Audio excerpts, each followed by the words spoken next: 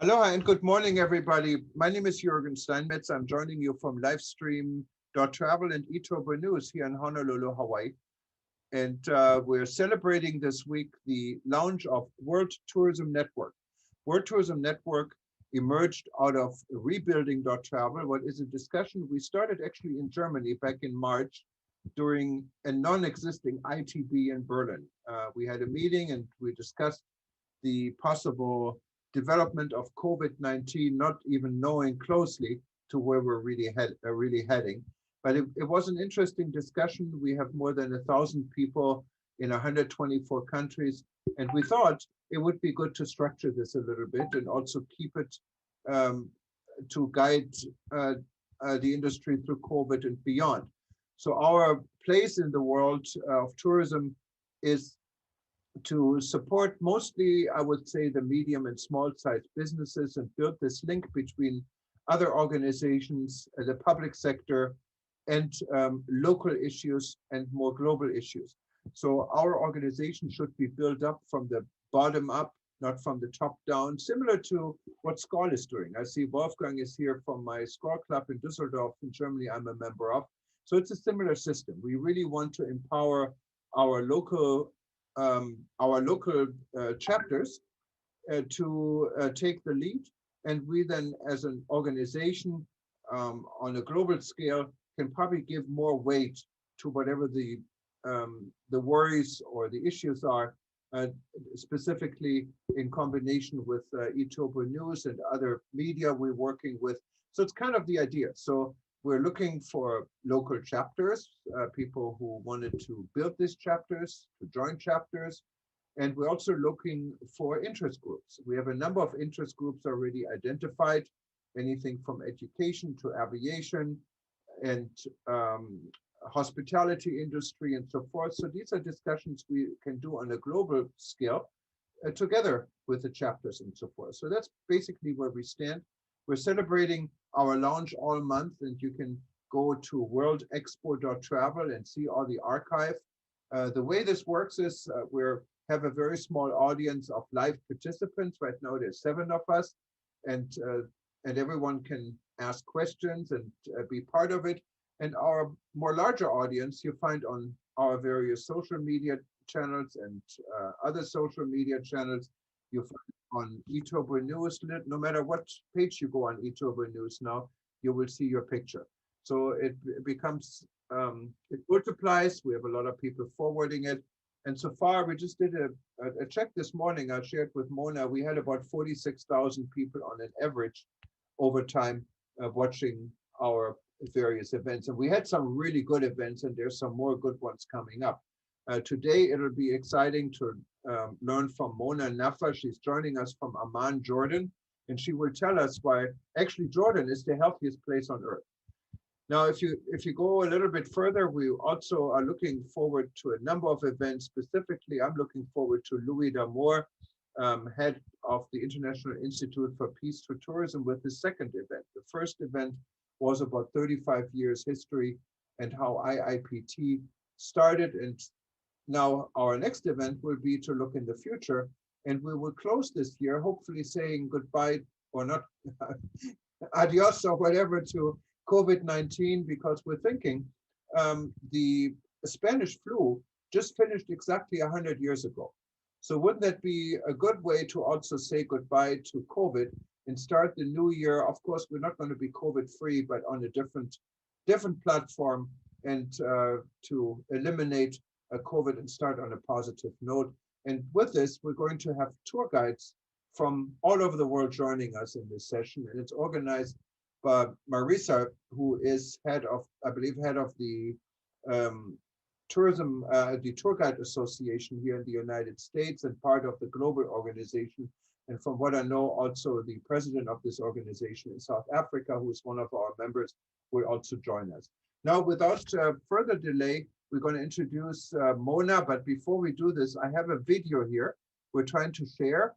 And my apology, Mona sent this video, but because of time with so many sessions, I wasn't able to set this up professionally. So we're going to try to improvise here a little bit and see if this works. So click on share, then We are here in the Dead Sea, the lowest point on Earth. It contains the salt, the mud, the rate of oxygen, which is healthy for your mind and soul and body.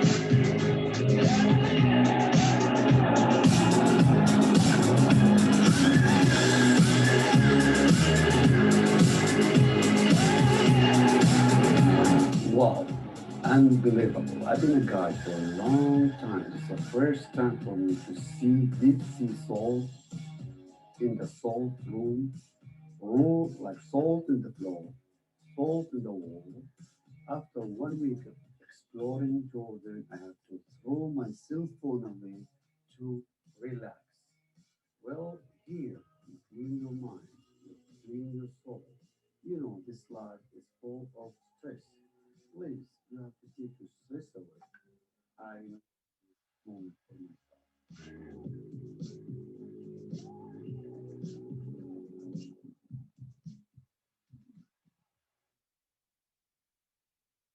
well, thank you very much, and I give it over to Mona. Okay, thank you. Thank you. That was Sam, our guide, who is very passionate for Jordan and the Dead Sea and all the great components of why I'm claiming. It's basically many people all over the world really say that the Dead Sea is the healthiest point on earth. We do have a presentation, and as you were saying, we are going to get ready in the new year to start traveling, to start being brave, to hop on an airplane, to take a year of staying at home, all the stress that we have really, all of us have really acquired through the unknown, loss of our industry, loss of jobs, loss of, many factors that have really affected us due to COVID. Travel, as you know, many on the call are in the travel sector, has been hit probably the hardest and will be the longest to actually bounce back. So I wanted to share with you, where would you go that is healthier than your own home and your own country? I propose to go to the Dead Sea, Jordan. And on the slide, on the presentation that Jürgen, that we're going to put up shortly, I'm going to share with the audience why the Dead Sea is the healthiest point on earth. There's three components. It is the Dead Sea salt, the Dead Sea mud, and the high oxygen content that really justifies the healthiest point on earth. So as you're getting the screen up there, I'll share with the audience. It's kind of pretty and colorful on the presentation. So Jürgen, is the PowerPoint up? Well, I'm trying to only get a black screen, and don't ask me why. Okay, maybe I can share on my side. Yeah, why don't you try? You can see it. If you can disable me. Yeah, so I'm going to stop sharing, and then you can do it on your side. Sorry about that. Okay, not a problem. If you click on share screen in the bottom. Yeah, I got it.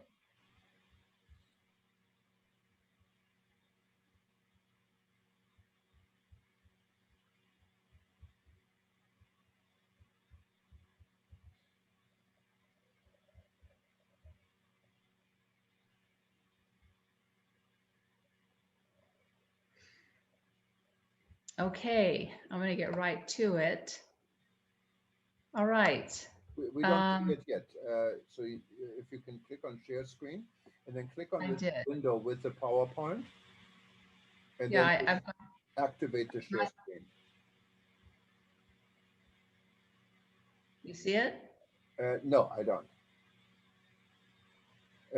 If you hold the window, yeah, now it's coming. There we go. We can see it. Great. Thank you. You're welcome. So why the Dead Sea is the healthiest point on Earth. Okay. Once again, we've got a lot of choices when we're ready to travel. So where are we going to go that is healthier than your own home and your own house? In Jordan, we have got fabulous resorts. We've got clean air, great sunsets. We've got a destination with modern hotels, great Airbnbs. We've got a destination with divine food. In fact, the Mediterranean diet has been known by CNN in 2019 and WebMD in 2020 as the healthiest diet in the world here in the Middle East. So I'm going to take you down to the lowest point on Earth, the Dead Sea, and once again share all the benefits of why it is the healthiest point on Earth. First of all, the Dead Sea, where is it and what is it? The Dead Sea is located at the lowest point on Earth, meaning that the oxygen content at the lowest point on Earth is higher than the oxygen content above sea level, 36% versus 26%. The Dead Sea is located an hour south of the capital of Amman in the country of Jordan. It is also landlocked between Palestine, Israel, and Jordan. The Dead Sea is a salt lake, and within the salt lake contains over 30 essential minerals and trace elements, meaning that there are an abundance of healthy minerals such as magnesium, calcium, bromine, all very important to the human body, as well as a very high concentration of salt. And we're going to get into the benefits of the salt shortly.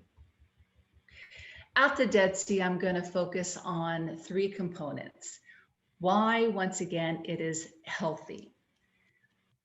Once again, we're going to travel. Your first destination, really, common sense should be at a healthy place.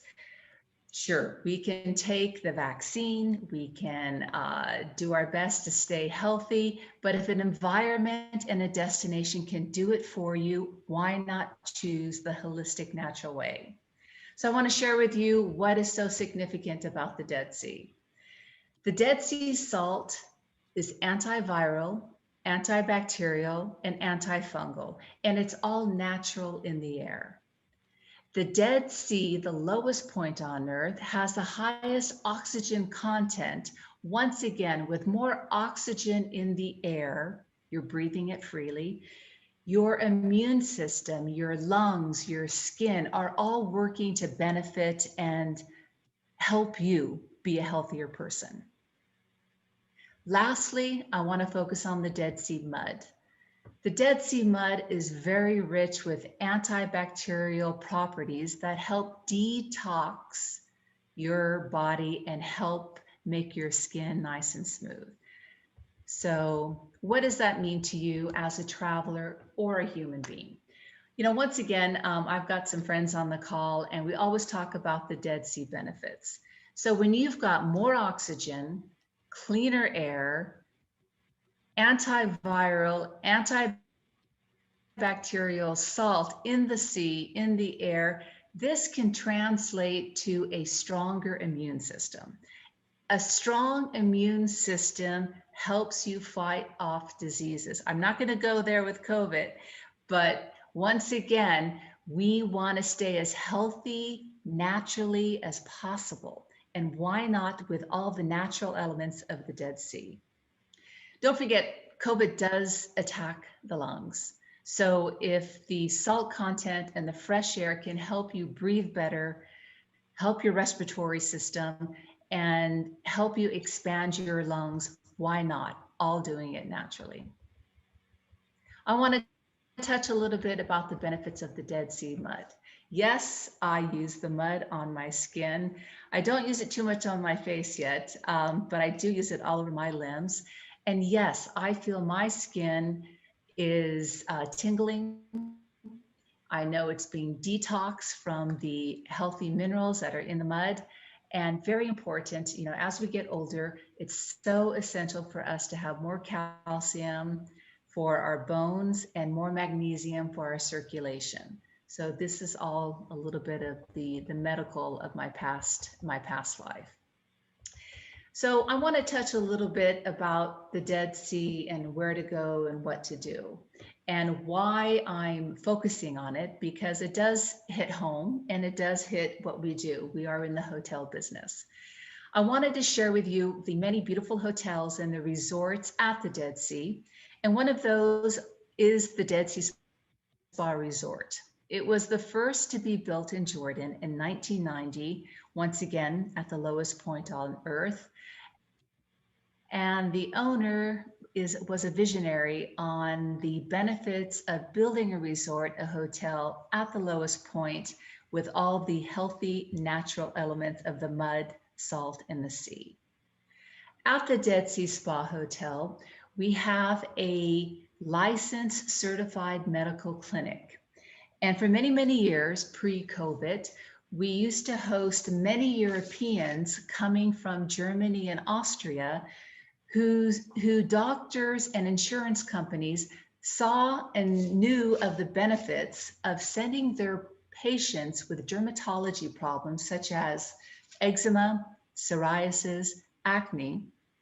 They found sending their patients to the Dead Sea, the patients were treated holistically. It was more cost effective for the insurance companies, who used to fly the patients for 1 month, 28 days, flight, hotel, full board, to get treated at the lowest point on earth.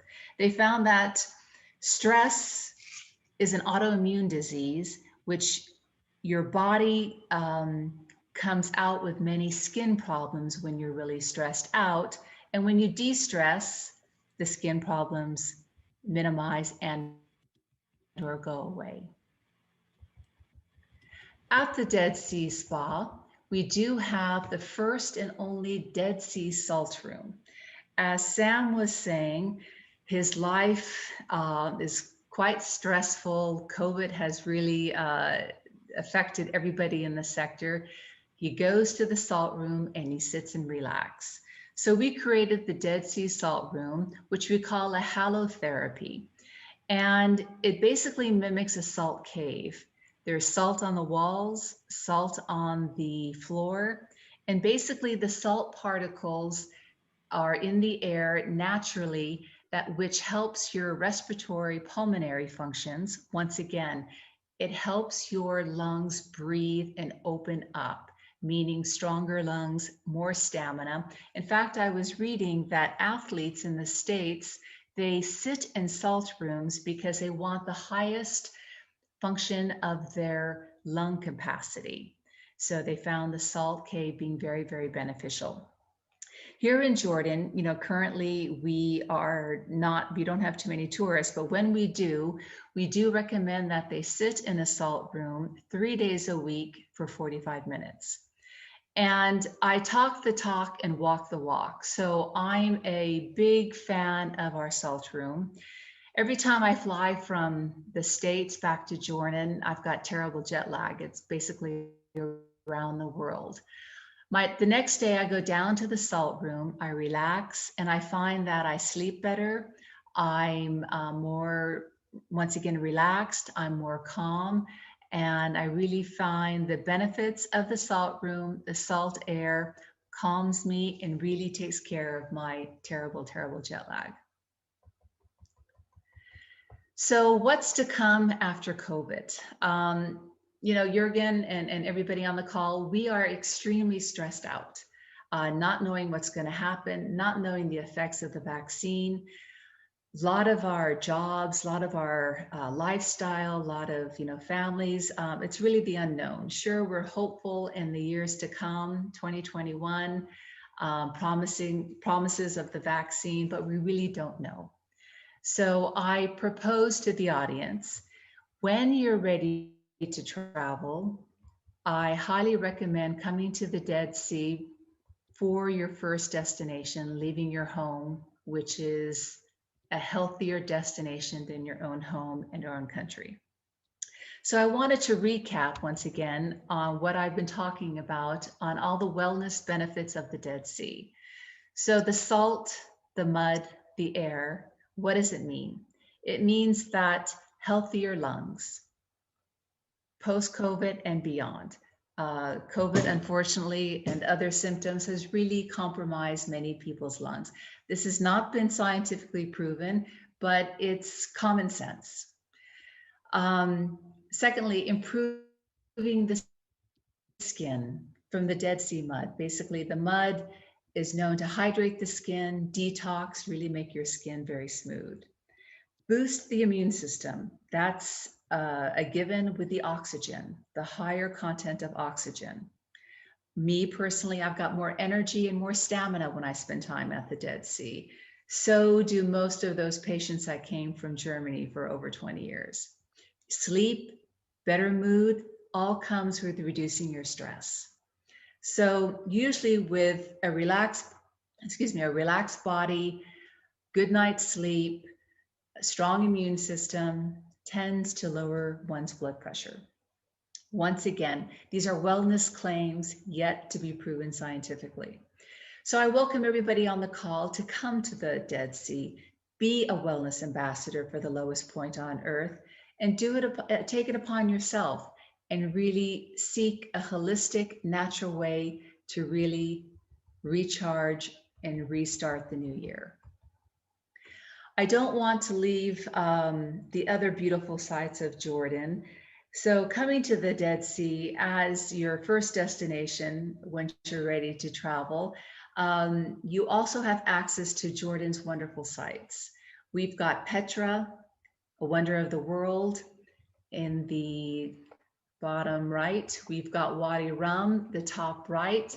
We've got many, many movies that were filmed in Wadi Rum, from Star Wars, Rise of the Skywalker, Rogue One, The Martian, Lawrence of Arabia. Hollywood is really looking at Wadi Rum as a destination for filming. We've got great diving at the Dead Sea. We've got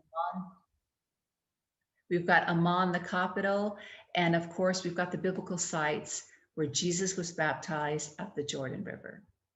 So when we can, I invite you all once again to come to Jordan, come to the Dead Sea, and really be brave and really think about your health as your priority. And you've got means of really improving your immune system by coming to the Dead Sea. Thank you. Wow, this sounds like perfect, Mona. Is there like let's say when you come there, what do you do? Are there places to stay and to do like a treatment, or how long should you stay? Absolutely. Let me see how I get to. Well, we welcome you to stay as long as you like, of course. Being that when we first start traveling, I don't think too many people really want to hop around. So it makes sense to come to a destination and stay for a while. Jürgen, is my screen? Yes, you look perfect. Okay. So basically, come for a week. Once again, patients have come and stayed for 28 days. They found the value of staying for a long time. Talib has said many, many times that we can become nomadic travelers. We could take our computer, travel anywhere, do our work online, kids can go to school online, and why not stay at a destination that gives you all of the healthy benefits? So staying at the Dead Sea for as long as possible would be my choice. If you basically how much time you can afford, and as long as you can take some time off, but have your computer, will travel. So when you go to the Dead Sea, where would you stay? Once again, we've got lovely resorts. We've got 4-star, 5-star resorts. We've got some Airbnbs. What's been very popular are some farms. So plenty of accommodations to really meet one's budgets. Mind you, you can come to the Dead Sea as a base, and you can see Jordan sites, You've got a choice between Amman, you've got the choice between the Dead Sea. Why not stay in a place where the environment is going to be healthier below sea level versus that as above sea level, if I may? And I can, you know, I've been there and I love this area. It's so different than any place on earth. And it's pretty much right in the center of Jordan. So you're right. It's very easy to see Petra. It's easy to see Amman, or you can all the way go do a day trip or stay a few days in Aqaba. So it's a really good area, I think, to stay in. Now, for me, always the most important part, especially if I wanted to stay someplace longer, how's the internet access there? Is there any internet? Oh, fabulous. We have fabulous internet in Jordan, I must say. 4G, 5G.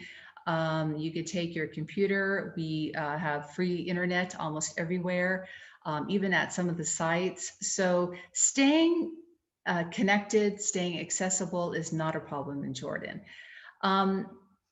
You know, like we talked about briefly before we started, it's like, what's going to happen in the unknown? Yes, everybody's really itching. They want to get out. They want to travel. I propose, when I say the healthiest point on earth, we've got lots of choices, and everybody in the whole world wants that traveler to come to their destination. I propose, come to us first. We are a healthy environment. And I'm a big proponent of doing it holistically. You know, I'm not one to get the vaccine. So if I can keep my body as strong as possible, keep my immune system as strong as possible, eat well, sleep well, all that, you know, good stuff that we're supposed to do, that would be my choice versus doing the traditional medicine. I say that now. I say that because I've got the Dead Sea in our backyard, but I really wanted to share the message of holistic, natural healing, the holistic, natural choices first. I know when I was in Jordan the last time, I think there was a UNWTO conference I visited. I took a tour from Petra down to the desert. And they took us to a place where you can actually hear the silence. And I found that so impressive. I said, next time I come back to Jordan, I want to stay a day or two just in the desert, just do nothing, just hear the silence. Tell me about this. Maybe that's something what could be combined with the Dead Sea. Oh, absolutely. No, I mean, basically, come to Jordan, see the sights. Just spend more time at the Dead Sea. Jurgen, I think you went to Wadi Rum. Wadi Yes, Rum is yes, our desert. right. And yeah, I remember that trip. You went to Petra and then to Wadi Rum. The desert is gorgeous. In fact, you know, once again, as I mentioned, Hollywood is looking at Wadi Rum as a preferred film site. Disney was out here. They filmed Rise of the Skywalker, 2018, and then 2016, Rogue One. We had The Martian with Matt Damon. You've got a beautiful natural backdrop of the desert. It could be a planet, it could be Mars. And we've got amazing camps in Wadi Rum. Everything is not too far. Jordan isn't that big of a country. So between the Dead Sea and or Amman, Wadi Rum is about a three-hour drive. So doable in a day and or a long weekend. So. And to fly into Jordan, of course, there's Amman is your capital city. It has international air traffic. There's Aliyar, I think we called them Royal Jordanian Airlines. Are they still flying to the US or are flights right now on hold?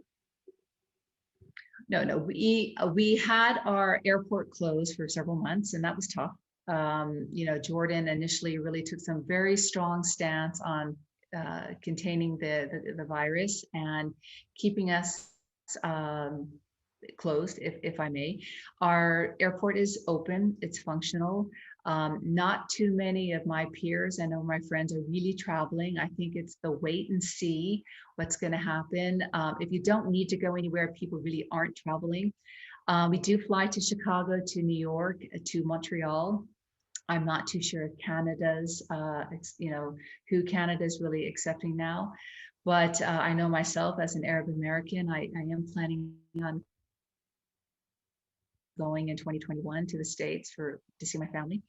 But travel is different. Travel, I think the brave will travel. It's going to cost us more to travel. It's the unknown. What's going to happen at the airport? What's going to happen at the other destination? So this is going to be new for all of us in the coming new year, 2021. And I think, So Jordan, I know you had a spike in COVID like we all get, but over time, I think the numbers were quite low, especially compared to your neighbor in Israel. They were quite a bit lower. How did you manage? well, once again, for several months, about 5 months, our airport was closed and our borders were closed. So basically, it was landlocked. Very compliant population. I think we basically followed the trend of most countries. Springtime, March, April, May, it was the unknown, a little bit of fear, really, really cautious. Doors kind of open July, August, June, July, August. People were a little bit more brave, out and about. Most people still didn't travel. Our airports didn't open until August, September. So imagine an airport being closed from March till September. That's pretty significant. So we didn't have the movement of people coming and going. Yes, the numbers did rise when our airport opened, our borders opened up. That was inevitable. People became a little bit more comfortable, tend to mingle a bit. So our numbers spiked back to school, back to some routines. Then our schools, our universities and high schools went back online. We are no different than anybody else at this point. So I think, it's the holidays now. We've got Christmas around the corner. So it's going to be quiet like the rest of the world. It's going to be the nuclear family. It's going to be very, very minimal traveling movement. We still have a strict policy about gatherings. I believe no more than 20. Me personally, for Christmas, it's just going to be the immediate family versus the extended family. I am a people person, so I love having people at the house, but for, health does come first. And it's all of our jobs worldwide to be compliant and really get this under control. I am a big believer of wearing masks. I do listen to the scientists. My background is pharmaceuticals before I did come to the Middle East. I'm a big person on data, science over speculation. And I did touch on the presentation that I would really welcome a wellness study on all the benefits of the Dead Sea and really verify it and give it credibility on the logic of the Dead Sea salt and mud in the air. Once again, if German patients have been coming to this part of the world for over 20, 25 years because they believe in the holistic natural healing of the Dead Sea for skin problems, that's Germans, Jürgen, you're German. So, they're very concrete type of nationality, and they, very disciplined nationality. So we're doing something right for the German patients. No, and it's interesting. Now, let me touch on something different. I know we weren't really supposed to talk about, but you mentioned it. It's about the vaccine. You said you're not going to take the vaccine. Now, you originally are from California, and so the situation in California. What is really alarming? I can tell you, I talked to the mayor here in Honolulu yesterday. California is our biggest source market for tourists, and we're not excited to welcome anyone from California, to be honest with you. And I think we should be careful. And how do you see, what is happening in California, and why in the world would you say you shouldn't take the vaccine? Well, if I can do it naturally, if I can keep a strong immune system, and I do my best to stay healthy, I know a strong immune system, strong lungs, strong, detoxing, if I may, will give me the strong immune system to fight off diseases. Nothing's been proven, but this is just a Mona theory. Keeping a strong immune system can fight any disease. A weaker immune system, of course, your body's more susceptible to diseases. I hope I don't have to take a vaccine to get on an airplane. You know, I really don't like what I believe it was Qantas, the CEO. He came out and said that. That is a choice of the passenger, not to be imposed. But then again, it's our choice to take Qantas Airlines. Why the numbers are going up in California? You've got people who are rebellious. You've got people who are compliant. You know, it's a big population. It's a big state. And when you lose a sense of order, this is what happens. Now, What's going on in Hawaii? well, we are the lowest in the United States, and we want to stay the lowest. Our numbers went up a little bit after we opened for tourism on October 15th, but not as significant that would justify to reverse this. However, tourists are really not coming in big numbers. If you look at normal times, 30-some thousand visitors arrive every single day. We're now just maybe into the lower thousands. And we're concentrating, I think, rightfully on visitors from Asia, from Japan. We just opened the tourism bubble to Japan. Now, Japanese that are coming here have to be really committed to wanting to go to Hawaii, because when they go home, they have to go to a quarantine of 2 weeks. So they can enjoy a vacation. And I know we're trying to come to some kind of an agreement to avoid this with another test. There's a new testing facility at the airport. When it comes to the US mainland, I think Hawaii is concentrating in welcoming visitors from other parts than California, as I said, even though California is always been our main source market. And people in California really understand this now, and I don't think they're traveling the same numbers as they did before. But so far, we have been able to keep our numbers low. We had a spike in the last few days, but not because of visitors, because of the prison system. I think in one of the prisons, we had more than 30% infected, what is tremendous. So the numbers did not, so far as I know, it's contained. It's not only the prisoners, also people who are employed in the prison, guards and so forth. So that has been and is a big problem. But from the visitor standpoint, we're doing okay. But then again, Hawaii has been literally locked up between March and October 15th. So it's similar than what you see in Jordan. So we don't know the end of it. There was Thanksgiving, there's Christmas coming up. That's our main travel season. I know that our largest hotel, the Hilton, just opened. So we have to see. We're all bracing. Our hospitals right now are fine. We have plenty of capacity. We have a lot of the intensive care available. But on an island, this can change very quick. And well, I think we're all in the same boat. No one has a crystal ball, what to say. But talking about the immune system, I think this is quite fascinating, what the Dead Sea can do to the immune system. And I'm wondering if any people, besides from COVID, with HIV, for example, is this something over time what has been proven to help in strengthening the immune system? Well, I'm just putting my logical hat on. You know, once again, I've been sharing about salt. Dead Sea salt is antiviral. Dead Sea salt is antifungal and antibacterial, meaning that it's, fights off the viruses.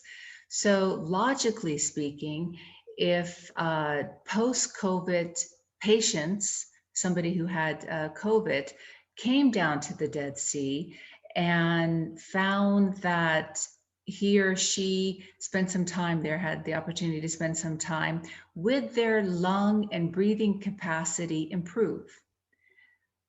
From what we know about the salt therapy being very therapeutic, the salt expands the pulmonary, the respiratory breathing tract, expands the lungs. You know, mind you, COVID is new, salt therapy is new.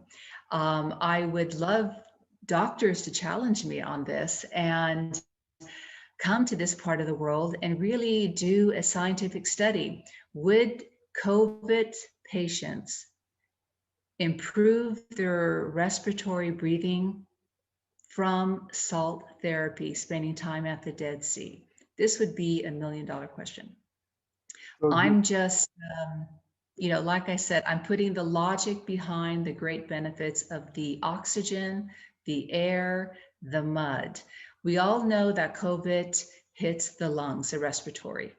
Would the oxygen, salt, and all those healthy minerals naturally help that individual post-COVID? So I'm not a scientist, nothing's been proven, but logically, where would you go when you've got all this healthy elements and minerals and magnesium in the air that could only help somebody? Mind you, there's a few, not everybody can get to the Dead Sea and feel comfortable because of the oxygen and the pressure, but the majority of people spending time in open air, open waters, in an environment full of oxygen, how can it not help you? it makes a lot of sense. And I would just be a little bit worried about having a study with patients coming to Jordan. That of course puts you up to a risk. I don't know if you wanted to take it, but it would definitely, I agree with you, make a great study. And I'm wondering if anyone else wants to jump in, just raise your hand. Well, yeah. We'll be happy to hear you. Now go ahead, Mona, I'm sorry. Okay, No, so has anybody raised their hand or any question? yes, if there's anyone else who wanted to ask questions, please do. We'd love to hear your input on it. There's Dolce. Go ahead. You have to unmute your microphone, please.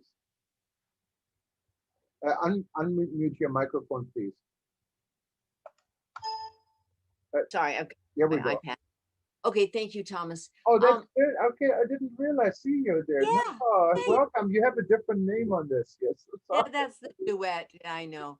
But Welcome. I just want to thank you so much. I'm very interested, first of all, in the World Tourism Network. I think it's going to be brilliant, and I'll talk to you later after this. But I think, Mona, it's just brilliant also of what you're talking about is the brand or the strategy is to come here first. I mean, if nothing else and you're feeling good, why not stay feeling good? I'm really excited that, you embrace that, come here first. And I don't know if a lot of people realize, but Jordan is not a country of anything else. There's no oil, there's no other natural, any kind of way to create, profits. So, using salts and muds and tourism is really what is needed. So I think Mona is really on the right path. I really love hearing that. Thank you, Sandy. Yeah, I mean, once again, when we're ready to travel, where are you going to go first? What makes sense? I'm just putting logic into play here. Where are you going to go and really feel comfortable for your first destination? So I am proposing a destination that is known to be healthy, and that's the Dead Sea, Jordan. And you've got some sites, and you've got some great food, and warm, beautiful hospitality. The Jordanians are fabulous, just very warm, hospitable people. So No, that's no, Sandy. Adam, Jordan. I know you agree. I know Sandy is a Yeah, good friend of us, and I apologize, I didn't recognize you. Oh no, I'm getting older, Thomas. Well, no, you never get older. we only get younger. But Sandy, just for you, for anyone who doesn't know Sandy, I think most of you know you. She has been a host of Travel Talk Radio for many years, and her radio show was very successful in the travel and tourism industry. She quit. I don't know. You have to tell us why you quit. But Thomas, it was a really wonderful opportunity for me to really go back to what I really am. And I'm an artist and a musician. And so for me to do that, then take the travel portion of what I had of 15 years of having the radio show, I was able to then to jump in and start building bridges with music, which is a much better, really, it's me. It's really me. So at my ripe old age, I'm on my, another edition, but it is just that whole journey that has taken me back to what I started at 6 years old as being a musician and an artist. So that's really the story. It's quite simple. But I love you guys, and I'm gonna get more involved now that I've established the music career. So No, that's wonderful. It's really good to see you, and your radio show. As I said, I've been on your show a number of times over many years. Actually, it's Louis D'Amour. I think we both met on one of your shows 20 some years ago, and so we right. miss you. So thanks for tuning in. Thank you. My pleasure. So if there's anyone else who wanted to say something, I wanted to recognize also, she's been very loyal on our events. So we call her Snow White. And Snow White, I cannot pronounce her real name, but Snesana. And I am. I have to learn this one of these days, but she joined us when we had an event on Balkan. And Here I she's am. a Here I professor am. in Serbia, and she's now leading our educational committee. Thanks, Snow White, for being on this event. You were also a guest on the event just about an hour or two, and thank you for that. So, are you going to go to the Dead Sea? Oh, yes. I would like. I haven't been to Jordan. I read a lot about Petra, about the Dead Sea, and I just this panel remind me when I was at the university. One of our professor was speaking about Jordan and about sea and about how healthy the water is. And then he said that 56 different elements are in the sea water, which is very important for our body and for our mind. And I was just remember that when I was listening all about that sea. But I think that Wolfgang wanted to ask something. Oh yes, yeah, absolutely. Let's put Wolfgang in the spotlight. And Wolfgang is a good friend. He's in Düsseldorf, the town I was born and raised, my hometown. And I'm a member of SCOL, and actually I'm still a member of the SCOL club in Düsseldorf. Wolfgang has been involved in for many, many years. Welcome, Wolfgang. Yeah, thank you, Jürgen. I just want to support Mona, what she's saying about Jordan. I was organizing tours to Jordan quite frequently. I'm in the business organizing tours for runners. So the Dead Sea Ultra Marathon was one of our standard programs.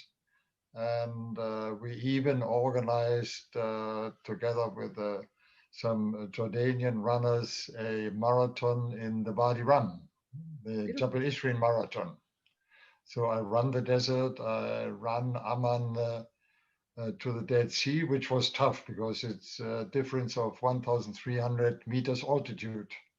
And going downhill, mind you, it's getting more on your knees and everything than going uphill.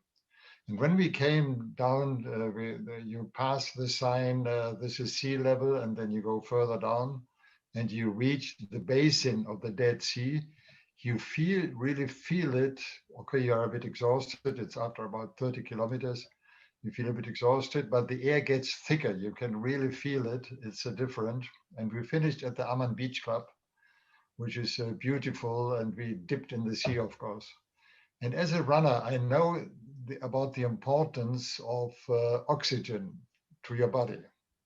And I can fully agree that every exercise which improves your intake of oxygen is healthy for everything, for your brain, fighting dementia when you get older, for your muscles, everything. And so I think, and COVID in Latin America, they have a different attitude to COVID. They say it's not so much a lung disease, it's a blood disease. That the red dots in your blood are blocked by COVID to work with the oxygen. So I think increasing the intake of oxygen might be an interesting thing to do. And what is a real must when you sell Jordan, you must sell the tour package. It's no way to do any program in Jordan. And it's beautiful. 1 week you see a lot. I was surprised about Yerash. Yerash is fantastic. The archaeological park. I was surprised how many Christian sites are on the Jordan side of the Jordan. First time I got there, it was surprising for me. And something very positive, Petra, one of the real top things. And I recommended my clients, instead of the traditional one-day Petra, stay one more day. Do the official tour of Petra with a guide, with explanations, and then go there again the next day and just hang around, go up the mountains, have a look, relax, and then really take your time with all the impressions. And it's in Wadi Rum. You have very good tent locations there now, where you can really get the atmosphere of the desert at night. So and something very important, when we sell this near Middle East, Egypt, and all these countries, people say, how about the food? I hear people get problems with the stomach. In Jordan, we never had any problems with any of my clients with stomach problems. So the water and the kitchen is very, very safe in Jordan. This is a very important thing, because many people are afraid. So this Dead Sea plus the tour is really a must. Oh, no, I can definitely attest to this. The food is actually excellent. You can come to Jordan just on a culinary trip, I think, and it's very healthy, and it's very tasty, and the atmosphere in for the most part, when there is no COVID, is that's all I know. It was great. Thank you so much. Wolfgang, Sandy, Jürgen, Snow White, you are all testimonials, you know, so, and especially Wolfgang being an athlete, a runner, the oxygen all the way around is, imagine stress that we're all feeling. Imagine going into an environment that basically relaxes you, sedates you, makes you feel human again. You know, that all can be possible at the Dead Sea. I'm really happy to see Adil on the call. And if I can say anything, one of my mentors, and taught me a lot about sharing Jordan and promoting Jordan. So I'm very grateful, and I've learned a lot from Adil. He's really a pillar in the tourism sector, and we all work together to make Jordan a better place, with friends abroad and friends inside. So Adil, welcome. Tell us a little bit more. I know who you are, but maybe tell everyone else who you are and what you're doing. Yes, thank you very much. It's a great opportunity to be among you today. I hope everyone is hearing me properly. Mm-hmm. Yes. Perfect. Okay. I'm in the industry for more than 30 years. My background is hotels. I started at the Radisson SAS hotels, and then moved to tour operator business before being the deputy managing director of the Jordan Tourism Board until last year. Currently, I'm self-employed as an international consultant for more than one organization, working on different projects accordingly. What Mona mentioned was quite spot on when it comes to what we are all suffering. But I would like just to add on that due to this COVID and the lockdowns, we are not only suffering health-wise, we're suffering mentally. So I do believe that if you combine the three elements, which is spiritual healing, in addition to mental healing and health-wise, Jordan is the perfect place to be. As mentioned, Jordan is not a big country. You can do a perfect tour with minimum days, having some, let's say, switching off at Wadi Rum, just being in the middle of nowhere, enjoying the beautiful scenery of the desert, in addition to visiting the baptism site for some spiritual healing, and the Dead Sea. It's all close to each other. So I do believe that it would be the perfect place to put it on top of your bucket list for 2021, so that we hopefully slowly but surely return to normal. This was just a comment I wanted to share with all of you. Thank you, and Thank you. thank you, Adel, for calling in. And I think we have to go to dinner again in Jordan one of these days. Yeah, Mona, I give you the last word. So far, unless there's another question, and I really wanted to, I don't see any, but I wanted to thank you for being a guest on the show and preparing this very interesting panel and insight on Jordan and the Dead Sea. And it was quite educational, and hopefully we can have you back. Before we talked, you agreed on starting our chapter in Jordan for World Tourism Network, and congratulations, I'm very excited. And we set this up and we can talk some more, and welcome to the Inner Circle family.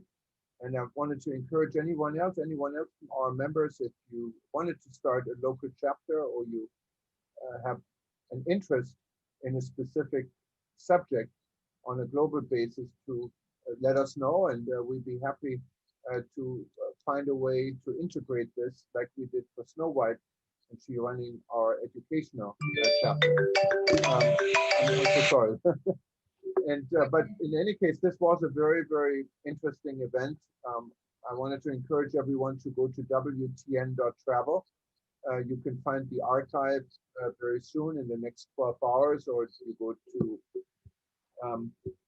worldtourismevents.com or any of our other websites, and you will probably see this session repeated throughout the next few weeks on eTurbo News and our social media. And if you wanted to sign up for any of our upcoming events, and we have a number of them, please do so also at wtn.travel and click on the event link. And again, it was great seeing Sandy. This was a big surprise to see you. We miss you.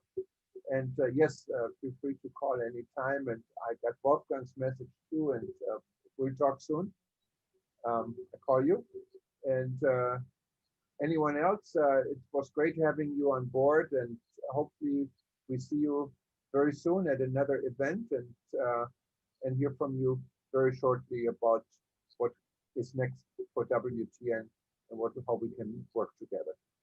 Mona, you have the last word. Thank you so much. You're most welcome. And yes, we do need to think of the small and medium businesses, and that's the value added of the WTN. Jordan is composed of small business units, locally sourced. These are the core of our sector. But going back to the healthiest point on earth, we do have the lowest spot on earth, the Dead Sea. My choice is where you're going to make your first trip. Do think of a healthy destination. Do think of investing in your health with a strong immune system, because everything else doesn't matter if you're not healthy. So I wish everybody a Merry Christmas, Happy Holidays. We hope for a wonderful 2021. We hope for travel, we hope for unity, we hope for progress and peace, of course. So I wish you all a very good night, good day, aloha, Jürgen. Thank you for the opportunity to put Jordan on the map. We welcome visitors in 2021. Aloha, and thank you, everyone. Bye-bye.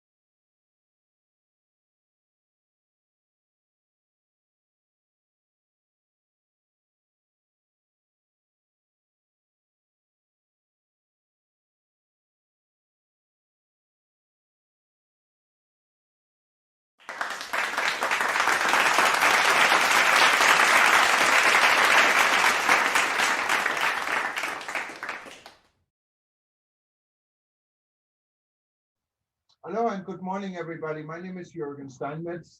I'm reporting for Livestream.travel and eTurbo News in Honolulu, Hawaii. And like we did all month, today we're also celebrating the launch of World Tourism Network.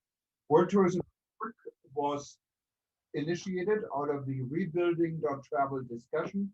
We started way back when Corona became a topic in March during ITB trade show in Berlin. Unfortunately, ITB trade show didn't happen, but we happened. And we had an entire month of launch events, some really, really good events. There's still more coming up between now and the end of the month.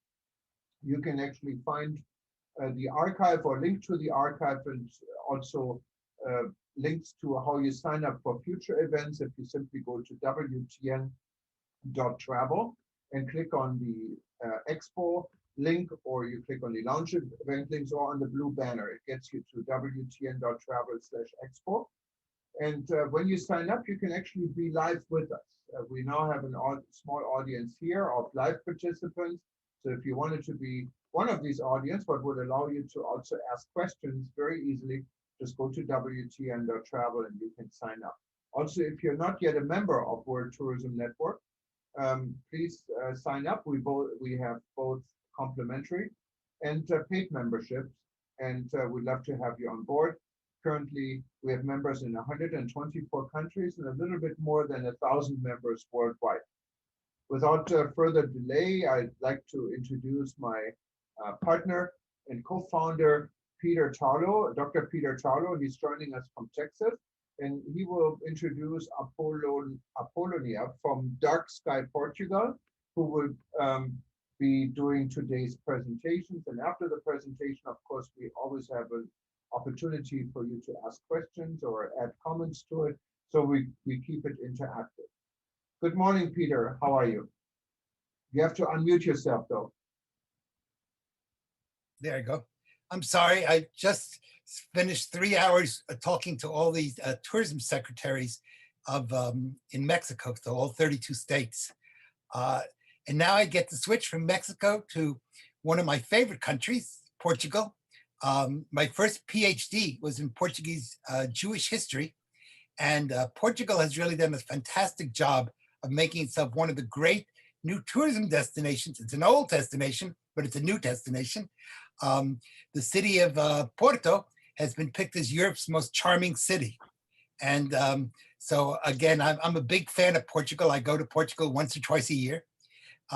And I'm really looking forward to this. I don't want to take too much of Apollonia's time away because she's the center of attention.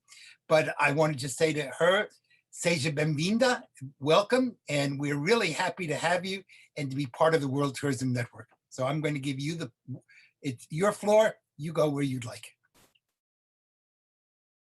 Thank you very much, and good afternoon or good morning, depends on where you are. For us, it's 6 o'clock, so we are in the end of the day here in Europe and in Portugal. And what I wanted first to thank to be part of this network. I believe that all together we could bring more strongness to our tourism that is suffering a lot. And in our case, we are in one of the destinations that are less, I mean, not less affected, but compared to the mass tourism, we are a non-massified tourism. So when people wanted to start to travel, they come to our territories instead of others that are more massified. So we were lucky during summer, but the tourism is suffering a lot, and we are part of a system. So doesn't mean that if we are working well and receiving tourism, we are part of a system, especially in our region, then in our country, then in Europe, and then in the world. So if the tourism is suffering, we are also suffering a lot. So I decided to make a presentation so it will be easier for all of you to understand what means dark sky in Portugal, what we are doing, when we started, and above all, what we are. So I hope I can make the presentation. I'm going to give you the screen share. Okay, thank you. To screen it now. To share it now. Sorry. Sorry?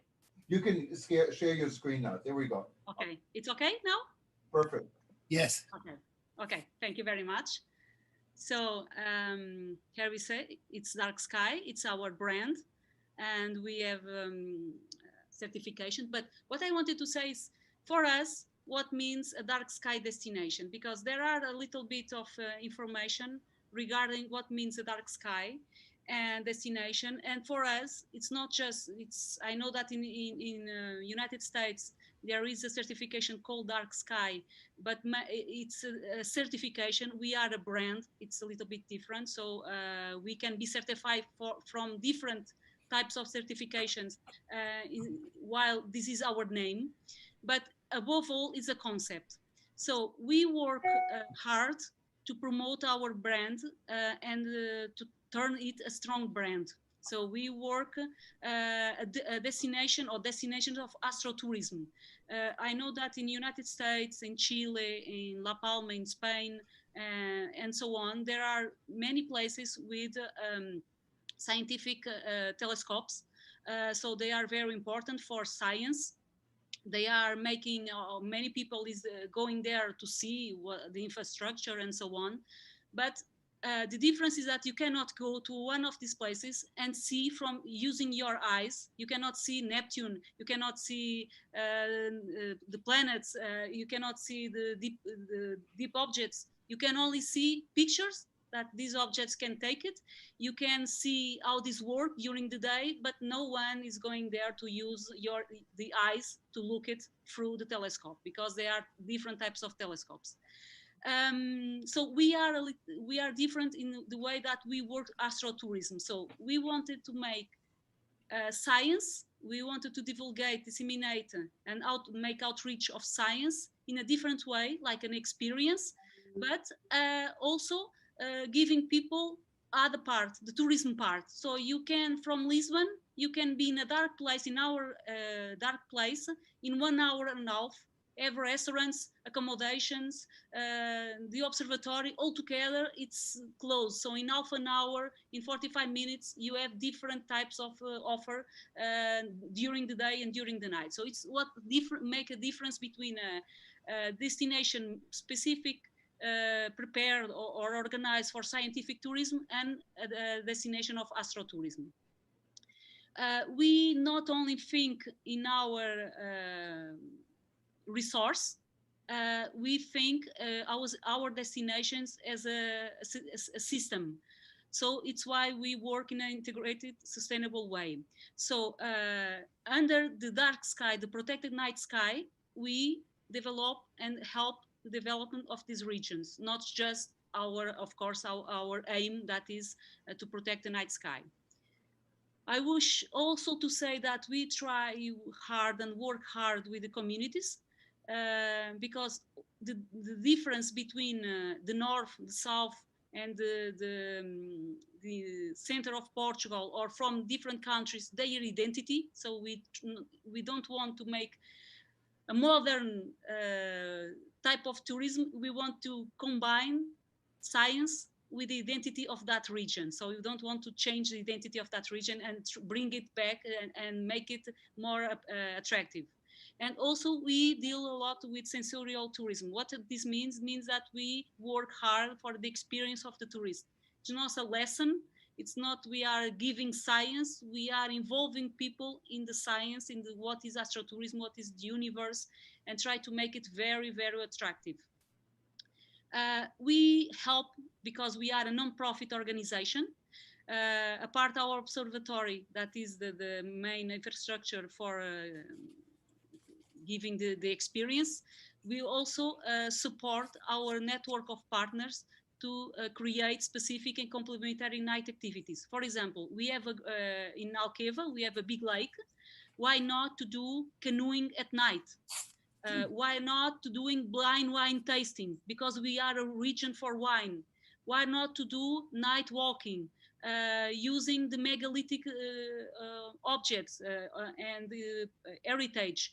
The megalithic heritage, and especially the cromlechs, were the first telescopes. Why not to make it more knowledge about this, and to make night walks passing these objects and then making observations not only in the observatory but also in another places. And of course, we have, as I said, a network of partners, because our objective, our mission is to protect the night sky, but also to develop the regions where we are working. And we work off a code of ethics, of course. Couldn't be in a different way. So to say a little bit more, our dark sky mission is to show people, because we are working in areas that are very depopulated, people are aged, and still link light to development. So what we are trying to say, that it's possible to have a night sky, protected night sky with quality enough to make it as a resource, as a tourism resource, and to create a product, but at the same time to develop the region. It's perfectly compatible. Depends how the way you do it and how the way you understand the light pollution in your territory. And we always say that the night sky is a world humankind heritage. You have to keep it. You know that most of people, and UNWTO said that in two-thirds of the population lives in cities that are very affected by light pollution, and most of them never saw the Milky Way. So can you imagine so many people that never saw the Milky Way? They never understand that that is possible to see. So in our and I wanted to say that this is our main audience. But I wish also to say where we are. This is Portugal. You see our rectangle. It's our country, and we are located in that white part. So you see, we have 10 municipalities in Portugal and 13 in Spain. We are the first Starlight tourism destination. So our certification is as a tourism destination, Starlight tourism destination. And Spain joined us. So we started, we were also the first cross-border. It's a hard work to work in as a cross-border, but it's what we do. We started in 2007, so it was, we had many years to develop and to reach the what we are now. And in 2018 we started to have 2018, sorry, we started to have a request from other regions from Portugal to create the same, or to help to develop the same concept, not in the same way we are developing in the south, because everything has to be adapted to the region we are working. Remember that we value a lot the identity of each region, not just the country, but each region has a different dynamic way of working and the identity. So we started to work in the center of Portugal with the Dark Sky Aldeias do Xisto, and in the north is in a regional natural park in Val do Tua. It's why we call Dark Sky Portugal, because we are 13,000 square kilometers of territory that are in this moment with the mission to protect the night sky and to use it as a resource. So you can see here, it's around 4,000 square kilometers in the center of Portugal, and a small area around 1,600 square kilometers in Portugal. It's more than 10% of our whole territory, inland territory, continental territory. So to give you an idea, and through the image of Miguel Claro, our official astrophotographer, and it's the way we communicate and we show to people that two-thirds of people that never saw Milky Way, that we have this. This is a picture from our observatory, so you can be there, putting your eye in the ocular. I don't know if in English you say that, but you can put your eye there and look to the sky and see the objects that are in the Milky Way, as you can see there. So this is a type of activity we do. This is our observatory. We have two different observatories, one for visual, another for astrophotography. And you can see the building is not a modern building, but an old primary school that was used for that village to give knowledge to learning, to the learning of that people. And now they have a different kind of learning installed in that building. So it's a primary school that was refurbished to receive this modern facility. So it's a combination of old and new. We do also workshops of astrophotography. Most people wish to bring pictures, to take pictures, to keep it for themselves or for others, or to go to do outreach. But you need a great technique to do it. It's not like during the day, even if during the day is also you need technique, but during the night you need not only to know how to shoot at night, but what you are shooting, because astrophotography doesn't mean you are taking pictures at night. You are taking pictures with a sense. The Milky Way, with the planet, with the conjunction, with the solar, with the sun. It could be also during the day with the sun, with the moon, with the big moon, and so on. Depends. You have to do astrophotography means that you are taking a picture with some object like this, for example. This is a nebula. This is astrophotography of deep space. This is an activity related with Perseids, meteor shower, during COVID. So you can see people are located in every place, and we were looking at the naked eye what means meteor shower. And this is a type of activity that is developed in our territory, and it is dark enough just to see there, seated, look at to the above, to the universe. For example, we do night bird watching. So it's also an activity we do. We have birds that came out of night, and with the right and the proper equipment, we can see it. This is at twilight. This image is taken at twilight.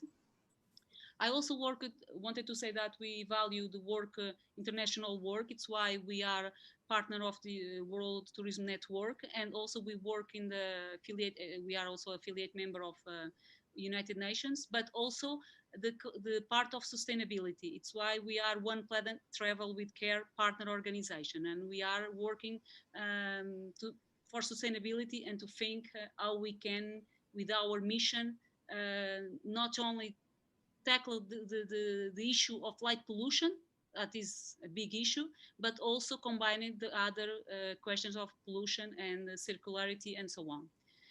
I wish also to say that we have international partnerships. We work with the United States Embassy here in Portugal.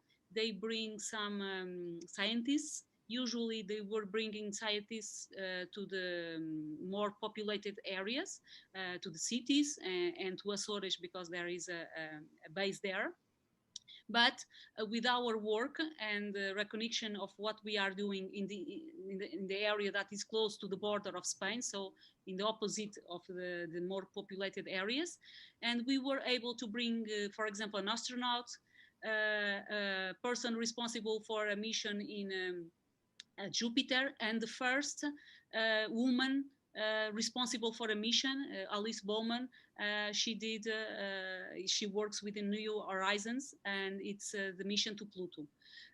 So you can see that we also tackle the area, the scientific area, bringing knowledge, but always in the way that is inspirational. So to bring people that can talk about science, but talk for everyone. And it's why we are doing these partnerships. I wish to say that 2020, in opposite to the pandemic situation and COVID, we got lots of recognition. I have to say international recognition, because this product, this resource, this way of working were firstly recognized outside, then at internal level. And we have, even from IDA, International Dark Sky Association, we have a recognition. We have one work in China, European Commission, because we work with sustainable indicators, the BIS, so from Houston, so I mean also from United States organizations, from corporate organizations like Corporate Travel Awards, as Europe's destination. Also, in terms of the AC key, means that we are being recognized from not only the tourism side, but also the business side. So we have also from AC Key country award for our work in astrotourism, because we are pioneers in Portugal in developing astrotourism. We are part of the top 100 of sustainable global destinations. We are leadership in, we received a leadership in award for sustainability. We were being awarded also as a Portugal Game Changer of the Year, again in ASICI awards, but at global way. Just to say that in the World Travel Awards, that for many people is considered the Oscar of tourism, we got different awards, the Responsible Tourism award as a leading tourism project, and in the grand final, so where you see the winners of all the continents, we reach the world's lead tourism development project, because our mission, because what we do in terms of protecting the night sky and how we do the integrated sustainable development in our regions. And to finish the awards, we had also one that is given today, this year, but for the next year as the recognition for the next year. And it is Learning Experience of the Year for Portugal, for the association, Dark Sky Association, my association. Why? Because we are changing the way science is being reaching people. So we are trying to to tackle more people, a wider audience through the sensorial tourism, through the sensorial experience, and bringing science more close to a wider public. I wanted also to finish my presentation, giving you the idea what you can find when you are in our destination. And I'm talking in this case mostly about Dark Sky Alqueva, because it's the one we started in 2007, is the one more developed. You can see here, for example, all the arm of the Milky Way. So when you are under this, you can imagine, you can feel different things. So during COVID, what we understood, it's people wanted to be in nature, but wanted to make, tourism with more sense, with more responsibility, but also with a different significance for themselves. And to be in the region, in a destination that can look above and see how can see the sea of stars that you can have, it's something that only being with these people that see the Milky Way for the first time and see this amount of stars, millions of stars that we can show, because we have less light pollution than other places. So we are working for zero light pollution. So it's unbelievable. And it's why most people choose our destination when it started to open in June.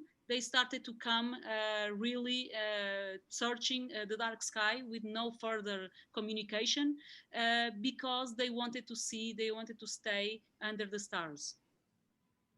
In Portuguese, I could say this with more attractiveness. Sorry, English is not my language, and so I'm not so fluent that I can do it and explain this feeling that our customers have in such a most attractive way. You can see here, this is a star trail. Miguel do these star trails so you can see that the Earth is round, because the stars are moving in a round way, but also to show people, for example, through this image, that stars have different colors. The blue ones are more hot, and the yellow ones and red ones are the coldest ones. So you can see this profusion of colors, because the sky is very contrasted. So it means that we have a dark sky, and you can take it most of this from a single shot, and take the camera there, taking single frames of 15 seconds, 20 seconds. And in the end, you have this with no treatment. It's not Photoshop, it's real because we have a really dark sky. You see another shot of our image. So I wanted to thank you for listening me straight on. My name is Apollonia Rodrigues, as Euron said, and all the astrophotography you saw here is from Miguel Claro, and we are from the Dark Sky Association and developed this concept and brand in Portugal, in the international level, but by now in Portugal. So I don't know if you wanted to ask questions, you can talk, because I think now it could be more interactive if you wanted to know more about what we do during the pandemic situation. No, this is really a wonderful, very, very interesting presentation. Thank you so much. And reminds me, we should really have that here in Hawaii because we got beautiful sky too in some parts of the island. It is, it would be ideal, you know, to partner with you guys in Portugal and do this. It's a really great, great initiative, I think. And yes, and we do open it for question. And I know Punik Trika from India was asking how you can promote this in the Indian market. And he leaves his contact information. And that's really what we all do. We're networking. So you find Apollonia's contact information on, if you go to Portugal, and she's listed as a member, and you can easily find it, and we will archive these type of events also, so you can always listen and watch it. And I would encourage you, Apollonia, this is something very different we haven't done. Maybe you wanted to open a discussion group for other members to join in on the WTN network. Just let me know. We'd be happy to add this as an initiative. And yes, and we are open for questions. So this really adds another aspect of all of our work, because we mainly have looked at land tourism. Then 2 days ago, we talked about ocean tourism, the sea, and now we've added the sky. So we now have pretty much the whole universe of the land, the sky, and the sea. The heavens, living in Texas, where we claim the stars are bright deep at night, which is a Texas saying. We have many hundreds of miles where you can go and not see another human being. And so we have very, very bright and dark skies, especially when there's, like today, there's no clouds in the sky. So yeah, it's fascinating. It's an aspect of Portugal that I did not know about. And next time I'm in Portugal, we're going to have to try to get to find you. Yes. You know that you tackled an interesting thing that when I said that we have the certification that is Starlight Tourism Destination, we choose that in the beginning for one reason. Because when you are Starlight Tourism Destination means that you have also to tackle a criteria that is 50% of the nights have to be cloudless. Yes. Because if you have the resource, if you have the product, you have to be able to give it to the tourist. Yes. So how you can have a great work to protect the night sky. You can have few light pollution or almost zero light pollution, but if you are always full of clouds, you cannot show the sky. Yes. So we choose this because this can show to our customers that we can have a high percentage of possibility to give this product. In our case, in Alentejo, around the Great Lake of Alqueva, we have a medium of 286 nights without clouds. Wow. We did a study in 10 years, so during 10 years to do that. In the other, for example, in the other dark skies, Aldeias do Xisto and Val do Tua, the percentage is 50%. Is close 52%, 53%, because they are in highlands, so it's not us. And we are in a region that is cold, that in future can be a desert. So you can see that it's why we have so nights with the possibility to give this product. So we are losing population, we have less water than the others, but we found a way of taking these negative things in a positive thing. Positive, yes. And work on it. So it's a sustainable tourism. It's not for mass tourism because we have, as I said, problems of water, the availability of water. So we cannot just, we have a great lake, of course, but if we started to make huge tourism projects and use the water, in the future we will not have it. So we have to think in 20, 50 and more years. So you cannot just think, for 4 years I have, 10 years I have, so I can do it whatever I want. So we have to think on it.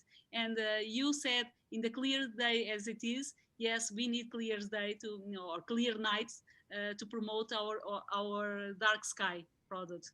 So how do you do it if it's for some reason it's not a clear day and people book this tour and you're doing something different? You're just going to get drunk and have a party, or what are you going to do? That could be an option, yes, because we have a great gin made from one of our partners. We have great wine from our partners. But yes, we have an option, a possibility to do another kind of activities. For example, they can do a night walk without the stargazing. They can do night canoeing, not without stargazing, but we have also an option in our observatory that we do in room presentation or from astrophotography, that you can see these beautiful images, or we have simulation of the sky that is above us. Of course, most of people prefer to rebook or come in another way, but people coming from outside usually do this in room. But fortunately, there are few times that we have to use that. And we work we work all year round, so you don't close during winter. We do also night activities. For example, today is raining, but 2 days ago we had an astrophotography workshop. So during all day was raining, and since 5 o'clock started to clean, and it was a brilliant night, a fantastic night. So this is the type of region we have, fortunately. When you say night, is it all night, or is it how late you guys go, or how early? I mean, for example, in winter, we can start our sessions at 7 p.m. And end at 10, 11. But we can do until the twilight in the morning. Means that we can do activities until 4, 5, depends when it started to have light. Because when you see night, sometimes you see the twilight, not the astronomical twilight. The astronomical twilight is something like 40 minutes, if I'm not wrong, after the sunset. Because when you have sunset, it's dark, but it's not completely dark for us, in our case. So we need the crepuscular astronomical twilight for us. But it means that you are not seeing yet that is day or appearing to be day, but for us, it's like half an hour, 40 minutes before the sunrise that we cannot do any more activities. But yes, we can do it. And in summer, for example, usually we start at 10, half past 10, because the astronomical twilight is really late. And usually we close our observatory at 2 o'clock, 3 o'clock, depends on the activity. So you can imagine for tourism, sometimes we talk like our students and people who study tourism don't like to work out of, I mean, in restaurants and hotels, they are use it. But after or out of that, it is really complicated. When I started in 2007, no one was working the night in this way. You can have bars, discos, but it's a different type of tourism. It's like a traditional tourism already, but not so much in our area, but in Lisbon and in the most massive tourism areas. But when I started to work and the night for this type of activities, people were a little bit whirling. What's strange? But we will use the night. We do night walkings. this is a product. Someone will come here to see this, to see the stars, or to enjoy our night. Yes, lots of people. It's really a demand, a growing product, and we see with before 2019 really huge increase, but in 2020, in the parts that you were not so restrictive in terms of traveling, a search, a request of our activities really in a high demand. Yeah, and specifically now with COVID, and once the tourism industry reopens, it's definitely something where you can keep your social distancing because you're out in the open, right? Yes, yes. Our observatory, it's not like you see usually. It is not a cupola. I'm sorry, a scope dome. Maybe you understand what means. Oh, So dome. it's not round, Yes. and it's a rule of top. Means that it's a rule, a roof that goes down. So, and you keep all the area open, you know, because when you have in the scope dome, you have just one part that you can see where you have the telescopes and the rest is covered. We have all open. So even when you are doing the observation with telescopes, that is one part of our sessions, is not only what we do. You are in open air, and when we are doing, for example, we do an activity with around the chrome life of our members. As I said, the stones, the old ancient stones, it's completely open air, and you can be far away with 3 meters from each other. So better than that, you You cannot. can't do. That's as good as you can do. Yes. Yes. That's, We got you two clients already who wanted to know about you, and it's very easy. We're going to have your profile up, and yes. also with, Okay, thank you very much. I really think this is an example of when so many people around the world say, we have nothing to offer, or why would anybody want to come here?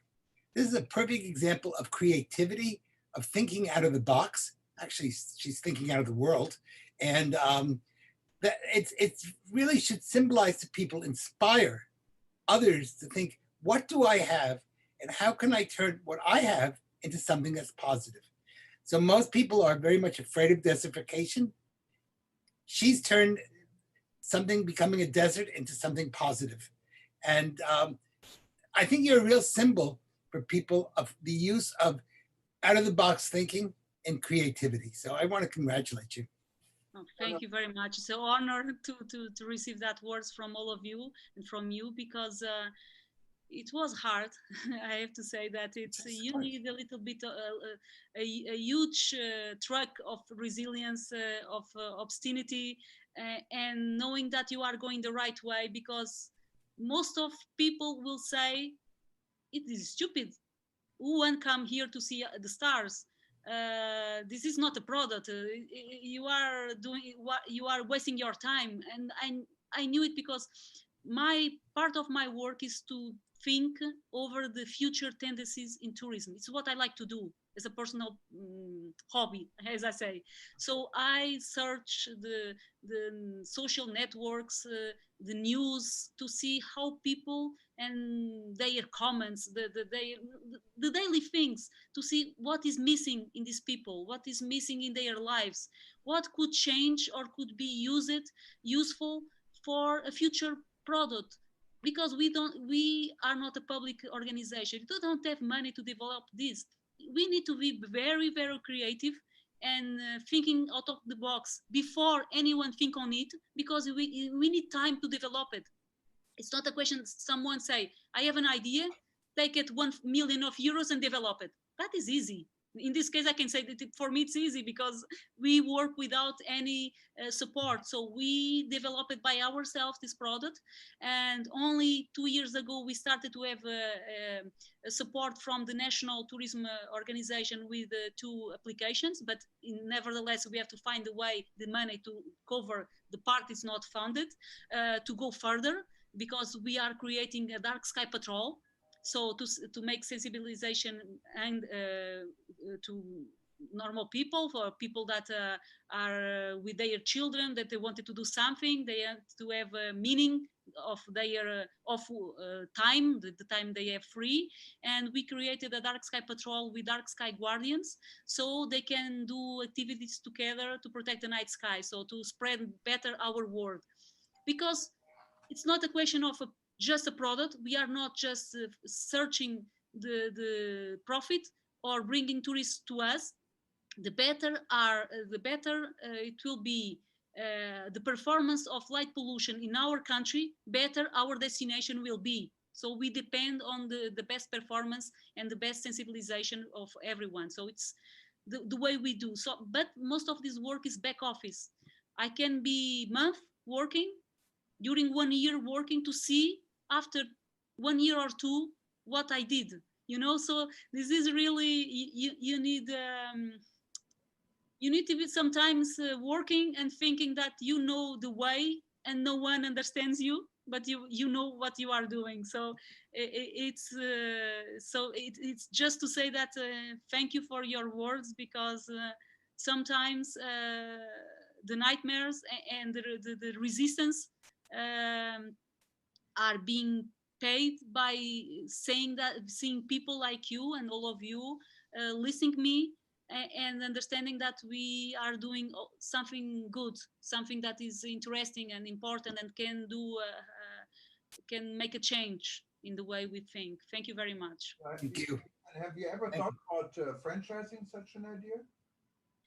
You know something, I work with communities, and I started I work in tourism since '98. And all my development and growing in tourism, because my career, my area of study is not scientific, is not astronomy or something. Many people think about it. No, I'm manager and planner in tourism, so this is my basis of study.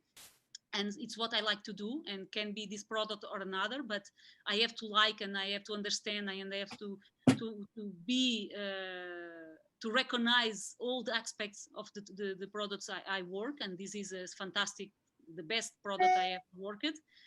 But we could franchise the concept, the way we see astrotourism, but to be successful, we need to know very well how the dynamics of that region is. How can I say? Yeah. I don't work in. If you don't have a good regional plan, you'll end up destroying the product. Yes, yes. And you need to know the dynamics. And I'm not talking about tourism only. I'm talking about the tourism sector, but also the public sector and the community sector. Because when you are fighting light pollution, or when you need a type of tourism that you have to count also in the less light pollution from private owners, you need to be accepted. So means that you need to understand and to work with these people before you just input an area, a product. Yes, but you must go very slowly. Yes. And really understand, because one error will destroy the entire concept. Yes, you know that in the beginning we said that we have monuments that are light on. I hope you understand what means. It is correct. Light on all the night, but that are lit all for the entire night. Yeah, the entire night. And as you can imagine, we are in a rural territory. Sometimes people go, I'm not talking about the residents, because they go earlier to bed, but even the tourists, the ones that are walking during the night, is to see the dark sky, not because everything is closed, is to see the monuments at night, to walk at night, to feel the space, to feel the universe, not to see a monument full of light. So I asked them to turn off the light after 11 in the summer, and 9, for example, in the winter. So they started to do this, but they did it in a bad way. They just did it without any sensibilization to the communities.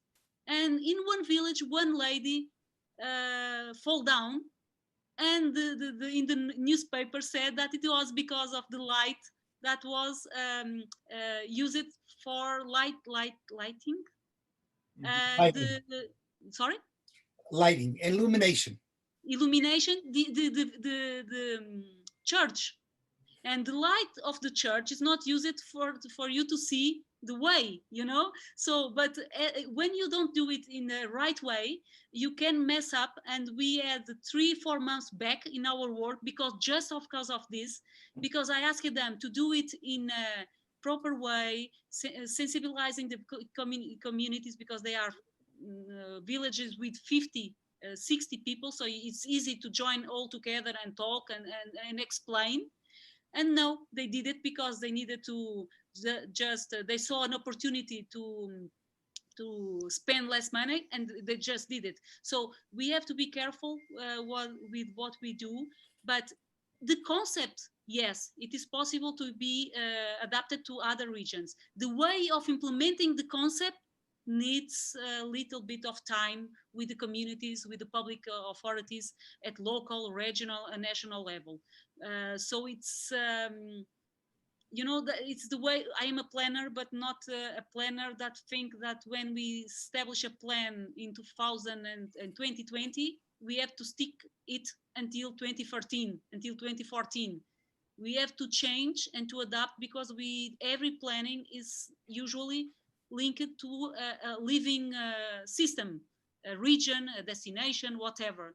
And everything changed now. Everything changed so quickly, so we have to always to be adapted. So you need to have you need to have also in the place people with a long-term vision and capacity to develop the things, thinking in short, medium, and long term. Right.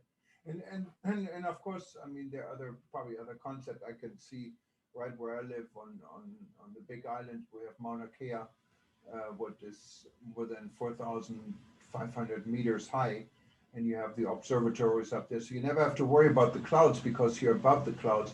And there might be other destinations. I see Pune from India. I can think of probably about the northern part of India could be an ideal test ground, don't you? What do you think, Punet? Yes, I think so. Hi, good evening. Good evening. How are you? Good evening to everybody. Good evening. Well, North India, actually, we have a serious issue about the pollution. I'm sorry to say that, because during this period, which is ongoing period of November and December, uh, people very near to my city, which is the capital, they actually burn their crops for the new crops. So during the entire winter, we have a lot of problems for the people who are based in Delhi and nearby, up to 600 kilometers in the diameters.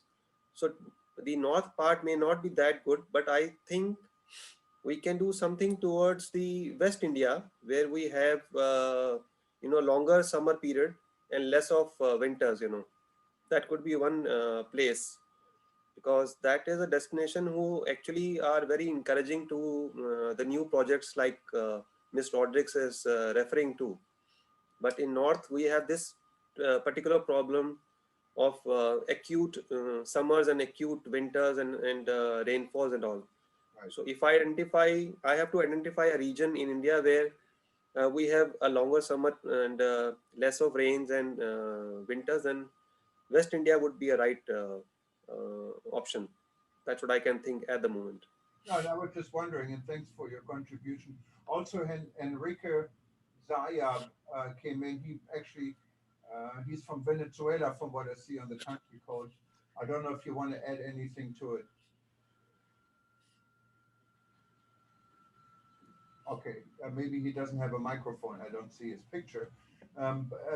Let me also ask, we call her Snow White. She's joining us, and she has joined almost now every session ever since we had a session on the Balkan. She's from Serbia, and she agreed to run our educational interest group. Welcome again, Snow White. Thank you. Good evening. Good evening. It is a very nice night here in Belgrade, in Serbia, so we can go for the dark sky tonight, because it's really wonderful. This idea is excellent idea, and as Peter said, this is something which is new, but it is old because people were always looking at the stars, always from the very beginning of this humanity. And education is very important because Apollonia, you are educated people about the stars, about the space, about a clear sky, about sustainability, about ecotourism, about everything. And I think that it is a great job. So I'm very glad to be a part of a panel. And I was listening very carefully, as it is really very important that you show that although this year is very, very difficult for all of us for tourism, you show that you didn't stop. Actually, you are working all the time. You got the prices, and I think that it is very good. I saw the questions from all of us who are attending this panel, and everybody are asking you how they can promote this kind of tourism. I think that you have a very great success. Thank you very much. No, and I agree. Thank you. Thank you so much. And just think, with eventually we'll have space tourism, and you'll be able to look at the Earth from the moon. I hope so. I would like to do it, but that is a very, how we say, expensive. It won't be cheap. It will not be. No, I think we will not have money to go there, but I can imagine Miguel Claro is a guy, fortunately, we have him in our team, and he embraced this part of astrophotography and the sky and the universe, and he's a very good communicator. And it's his dream one day to go or to the moon or to the space station and be able to take pictures from there. And so I can imagine how great could be. But space tourism is not for all. It's for people very rich.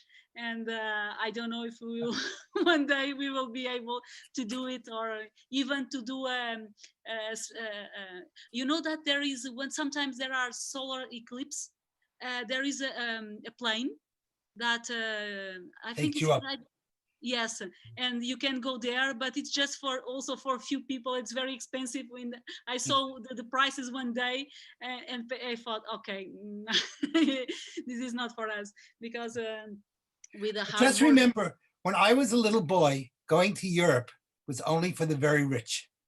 I know. And now the world has changed. And so at first it will be expensive to go to the moon, and then it'll be just, well, I'm just going to the moon. I can't really afford to go to Pluto, but I'll just go to the moon.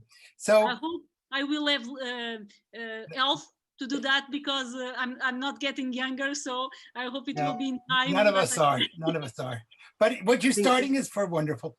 I'm going to have to say goodbye to people. I have to go to another meeting. So I want to thank you. Jürgen, this is going to have to be my saying goodbye to people at the moment. So please don't think I'm not interested. I just will be late. So I wish everybody really wonderful holidays. And let's pray that 2021 is a better year than 2020. Oh, I hope so. Thank you very much. And adeus. Até breve. Adiós. Foi grande prazer para mim.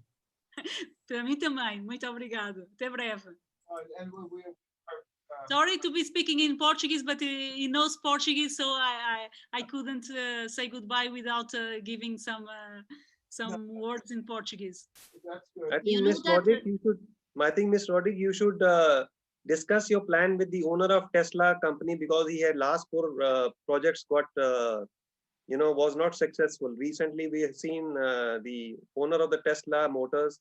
He had launched one space capsule, but it got came back after 20 minutes. So you can give a very good project to him.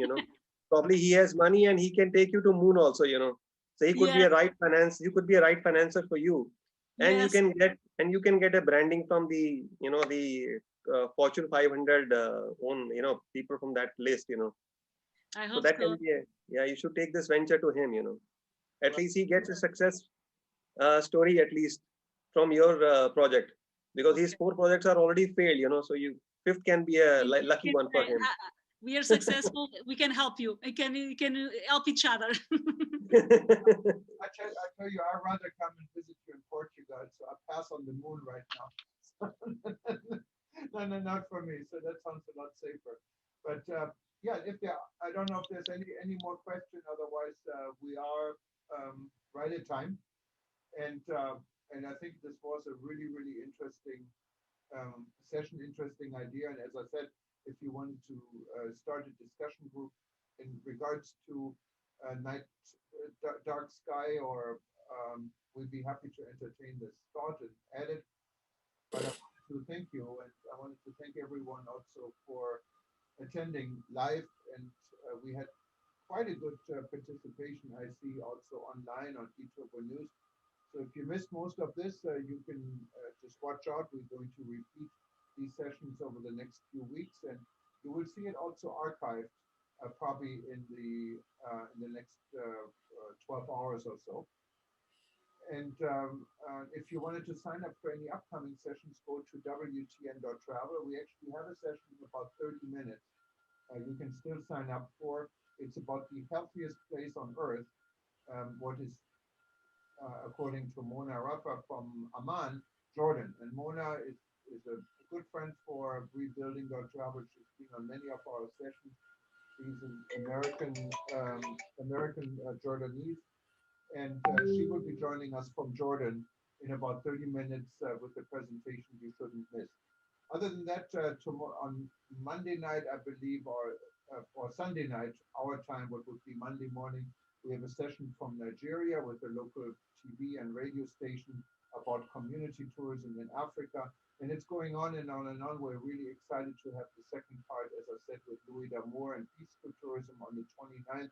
And then our highlight event is to say goodbye to COVID on December 30th or 31st with Marisa, and she's going to bring tour guides from all over the world together on the show. And we're celebrating, or not celebrating, 100 years, the end of the Spanish flu. And hopefully this will be also the end, kind of the end of COVID and a new beginning for next year. But Apolline, I give you the last word. And from my end, thank you so much. Obrigado. Thank you. So thank you for all of you to be listening me, to give me more strength to continue and to feel more comfortable with work that is coming, because to the next year it will be hard also. Many people that could afford to be during all this time without working, or enterprises, next year it will be the hard time for most of them. So I hope we can be able to recover soon and to have good ideas to recover.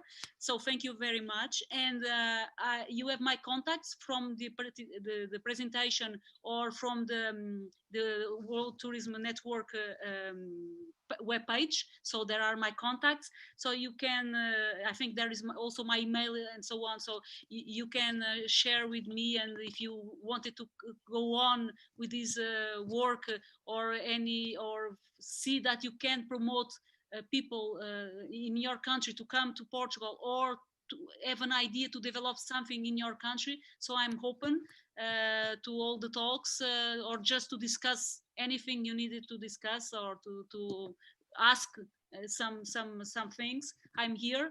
So thank you very much. Thank you, Jürgen. It's correct, as I said, Jürgen. Sorry, a while ago I said in the wrong way. So Jürgen, thank you for your great work in creating this Rebuilding Travel, the World Tourism Network. So putting all together all these efforts that I hope will last. And thank you very much for not putting your shoes away and just look to the universe and to the stars and say, we cannot stop. The universe is, or the sky is not our limit. We can go to the universe. Thank you very much. And thank you for all of you to be here and to be resilient to this year of 2020. And I hope in 2021 we will be talking just about projects and thinking in the past, and talking when we were in COVID, we were doing this and nothing, not living still that problem of COVID. Thank you again and see you soon. Thank you, Rodriguez. Thank you so much. And I will be in touch with you. Thank you so much, Jürgen. Thank you so much. Thank you so much. Bye. Bye-bye.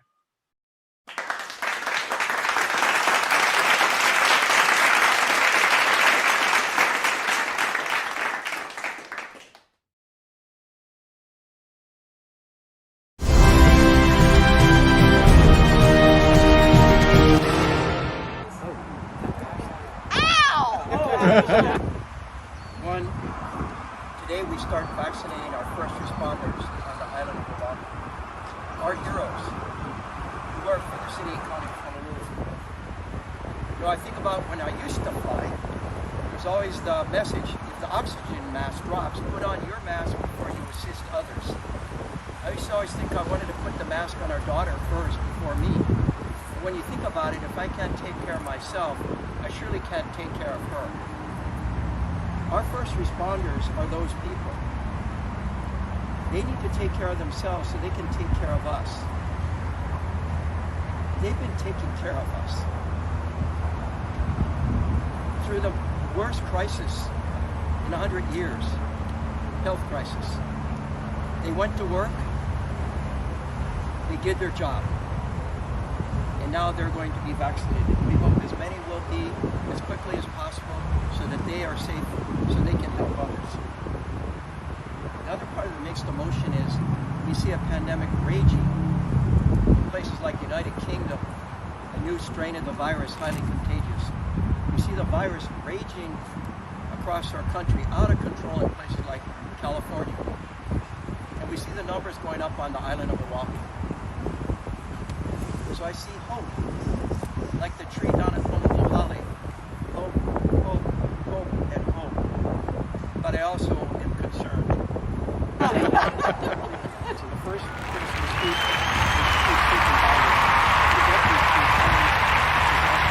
is here, but Chief Ballard can come up and see it first. Thank you so much for being here.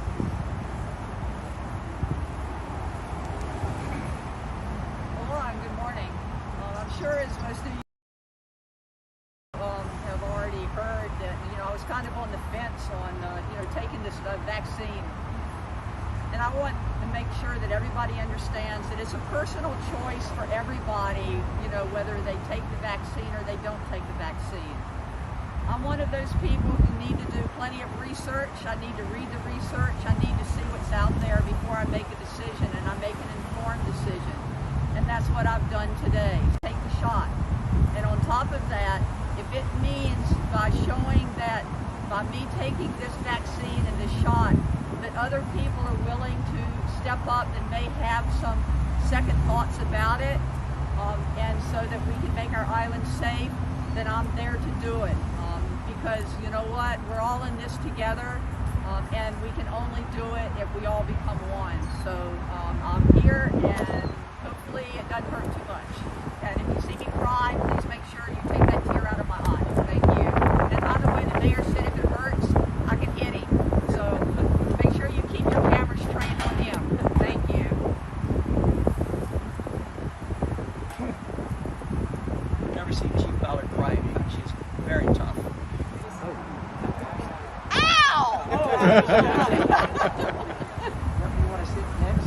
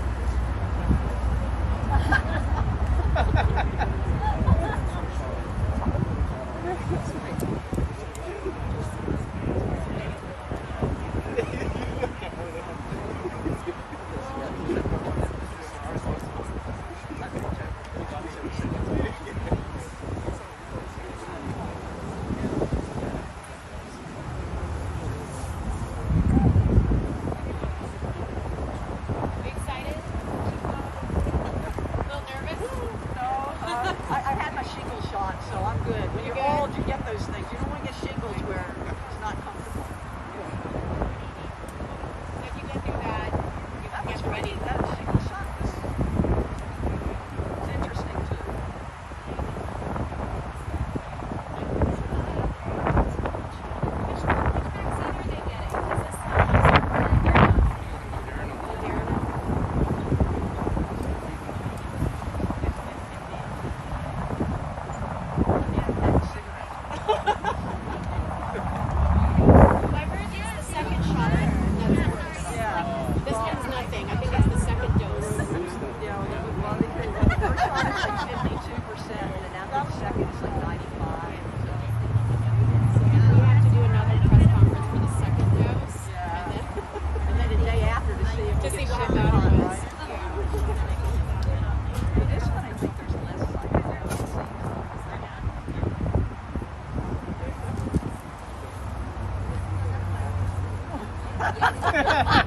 And don't laugh while you're poking my arm.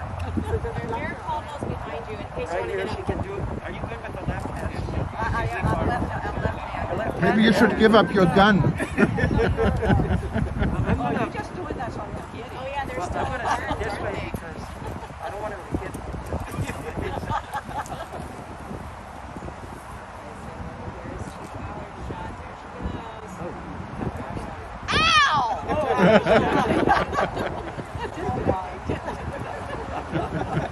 Okay, You're that making the DOH staff nervous. That was good. It was good. Didn't feel a thing. She did good. Oh, am I bleeding? Uh-oh. I'm bleeding.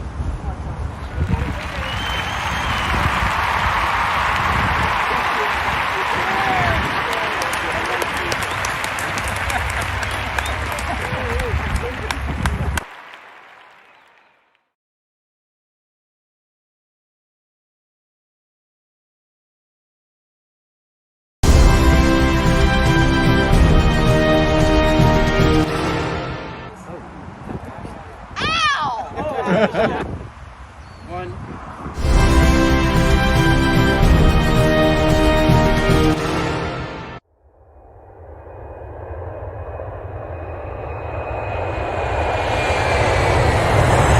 Aloha and good evening. My name is Jürgen Steinmetz, and I'm joining you from livestream.travel eTurbo News in Honolulu, Hawaii. And today we're going to London. Before we go to London, I wanted to welcome everybody on our live event.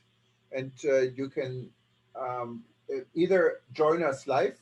So next time, if you're not live, just go to our calendar at worldtourismevents.com. You see what is coming up, and you can easily sign up and be part of the discussion.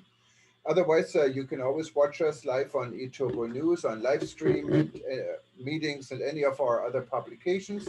And we welcome you. We're celebrating the entire month, the launch for World Tourism Network. World Tourism Network is a discussion started under rebuilding.travel in March. After the ITB trade show in March, we started in Berlin. And the topic was COVID-19. And it happened at a time where no one really knew what COVID was about. Now we know, and we see the consequences. And this is, of course, a very serious issue. And we're following it from every angle and from everywhere in the world. World Tourism Network now has a little bit more than 1,000 members in 124 countries. And our goal is really to help everyone out in the travel and tourism industry, and specifically the medium and small type businesses. We're an organization, or we're a network. We build from the bottom to the top and not from the top to the bottom. That means our goal is to have very active local chapters. We have 12 so far in various parts of the world. It's growing. And we have discussion groups. These are global groups about various subjects. And our global setup and communication is really meant to support these local issues on a larger platform, what may give local issues a higher importance at some times. Now, without further delay, I'd like to welcome a good friend and also a member and a hero. You all know we have the Tourism Hero program under World Tourism Network, and we have 16 heroes, and one of them is sitting right here. That's Thomas Jenkins. he has been a victim and a participant and a leader in the COVID crisis from the very first moment. For those that don't know Thomas, he is the CEO of ETOA, the European Tour Operator Association, I believe it stands for. And we call him really Mr. European Tourism. And if anyone is familiar with the situation, what is going on in Europe, it's Tom. And as you all know, if you read eTurbo News or any other, watch any other news media, there has been a situation, it's developing in the UK. The United Kingdom is pretty much cut off from most parts of the world because of a new strain of the coronavirus, and what is of course quite frightening. And Tom is right in the middle of it and will give us an update. And specifically, we're going to talk about the status of the travel and tourism industry, what to expect, and then maybe open up for some questions. Tom, welcome, and thank you for joining us. Please unmute yourself. Tom, you're muted still. Well, thank you, Jürgen. That was certainly a humbling introduction. Nobody feels less heroic than I do, particularly at the moment in a lockdown London. It looks like the set of the Amiga Man at the moment. There is nobody here. I think you've alluded to the fact that the UK has suddenly found itself to be rather like Typhoid Mary. I think, frankly, this is going to pass. I think the initial blockage on all outgoing freight, for example, with France is going to be cleared in the next 24 to 48 hours. And I think whilst it's going to be very difficult for people in the UK to be traveling overseas in the next few weeks, whilst people come to terms with this new strain of the virus, which is concerning. I don't want to downplay the alarming nature of it. I imagine that within 2 to 3 weeks, things will start getting back to normal, if you can refer to the current crisis as normality. The one thing I might quietly point out is that the situation, whilst very concerning, doesn't actually change much in terms of tourism. At the moment, there is effectively no tourism in Europe. If you look at, in a moment we'll look back at what 2020 what's happened in 2020 and what might happen in 2021. But at the moment, the only thing moving, the only thing supposed to be moving or expected to move, are people visiting friends and relatives, effectively people returning home for Christmas. And this has been disrupted, and it's obviously very, very disheartening and sad for those people who find themselves stranded in these circumstances. And our heart goes out to them. But in terms of tourism, in terms of the business of tourism, very little was going to be happening now anyway. So what's been lost in tourism terms is nugatory. Now, how's you said you're in the office, right? Or you're working from home? I'm in my office. Someone has to open the post and answer the telephones, and it lands to me. Mercifully, I live not far from, not because I've chosen the office because it's near my house, I hasten to add, but I live in a kind of dodgy area of Camden, and it's quite easy for me to cycle into work from there. So if anybody can do it, I do it, and I do it very cheerfully. It's very nice to be. It's great to self-isolate in central London. If you want to, get in touch with yourself and your inner zen, the place to do it is London at the moment. You won't have anybody disturbing you. Is the tube running? The buses are running? Or? Everything's running. Well, the tube is running. The buses are running. The taxis are moving around. They're very keen for business if you want to come to London and see that. And what they call essential shops are open. And this is it's a reasonably broad church. It means that hardware stores are open, for example, food stores are open. Restaurants are open to do takeaways if that's what you want. And rather bizarrely, certain things like cycle shops are open. Our Prime Minister was a keen cyclist in a former life. So I think, there is some economic activity taking place. And certainly, there are all the supermarkets, for example, are there, and they're not unbusy. There's a build up to Christmas at the moment. But the scenes in London last Saturday when they announced that they were closing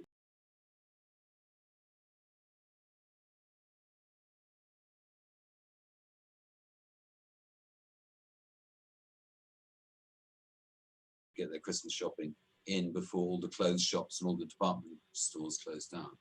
And they're going to be shut like they are under lockdown for the next 2 to 3 weeks until this current phase blows over. Now, with so many countries now locking their borders towards the UK, what flights are operating? I think the United States is still open to you guys, right? I don't have to be frank. I mean, you can look it up. Your audience can look that up immediately. I believe the US is still open, yes, and there are countries which are still flying. I think it's just at the moment until people. I mean, sorry, I'm hesitating because I wonder whether my opinion is valid, but I think that this is entirely natural reaction for national governments to react in this way because they've got a domestic audience they need to appeal to. My instinct is that if this new form of the virus is as virulent as people say it is, and if it's already been spread, then it's out the bag. Pandora's box on this has been opened, and it's going to be very difficult to contain. But I think it's entirely natural for governments to react in this way. So we just got to sit out and wait and see what happens. I think, as I said, things will start becoming under control within the next 2 to 3 weeks of this particular reaction to the new form of virus. Of course, the UK together with Bahrain were the first 2 countries opening up for the new vaccine, I believe. And how's this going? It seems to be going quite smoothly, insofar as anything's going smoothly at the moment. I think they're phasing it in through the core priorities. So it's the people who are most vulnerable are getting it. There is a debate, for what it's worth, that maybe they should be not prioritizing the people who are most vulnerable, but they should be prioritizing the people who are most vital to the economy. I don't think it's too much of a debate. The political will is to say that people in care homes, people over 80 get it first, then people over 75 with pre-existing medical conditions that make it vulnerable. It's being distributed according to the need of your health rather than the need of the economy. Someone was saying that they really ought to be inoculating freight drivers and public transport workers, but I'm sure this will come in due course. We're expecting it to be rolled out over the next 6 weeks. So is there a time frame when for the vaccine?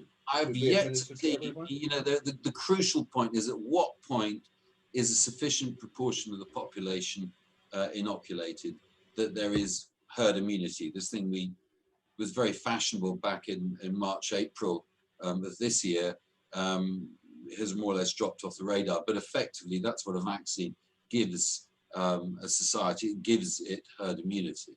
And I don't know at what point, we've yet to have a date at which point herd immunity cuts in, at which point it's very, very difficult for the R rate, the reproduction rate of the virus to get up anywhere near 1. As long as it keeps going down, and it will keep going down, the more people get vaccinated, then we're looking towards a post-COVID situation. But when that is, Jürgen, if you could tell me, I'd be really glad to know. And it's not, and from tourism terms, of course, it's not just what's happening in the UK or what's happening in Europe. It's what's happening globally. It's the point at which everyone actually thinks that this COVID story is history, and we can move around and be confident in moving around.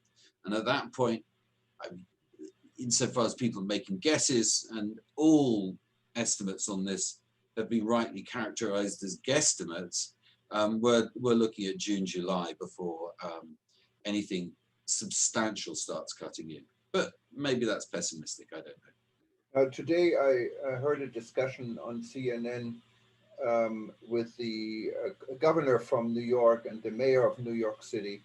And New York is now the only state, except for Hawaii, where there is a COVID test required before you arrive in New York.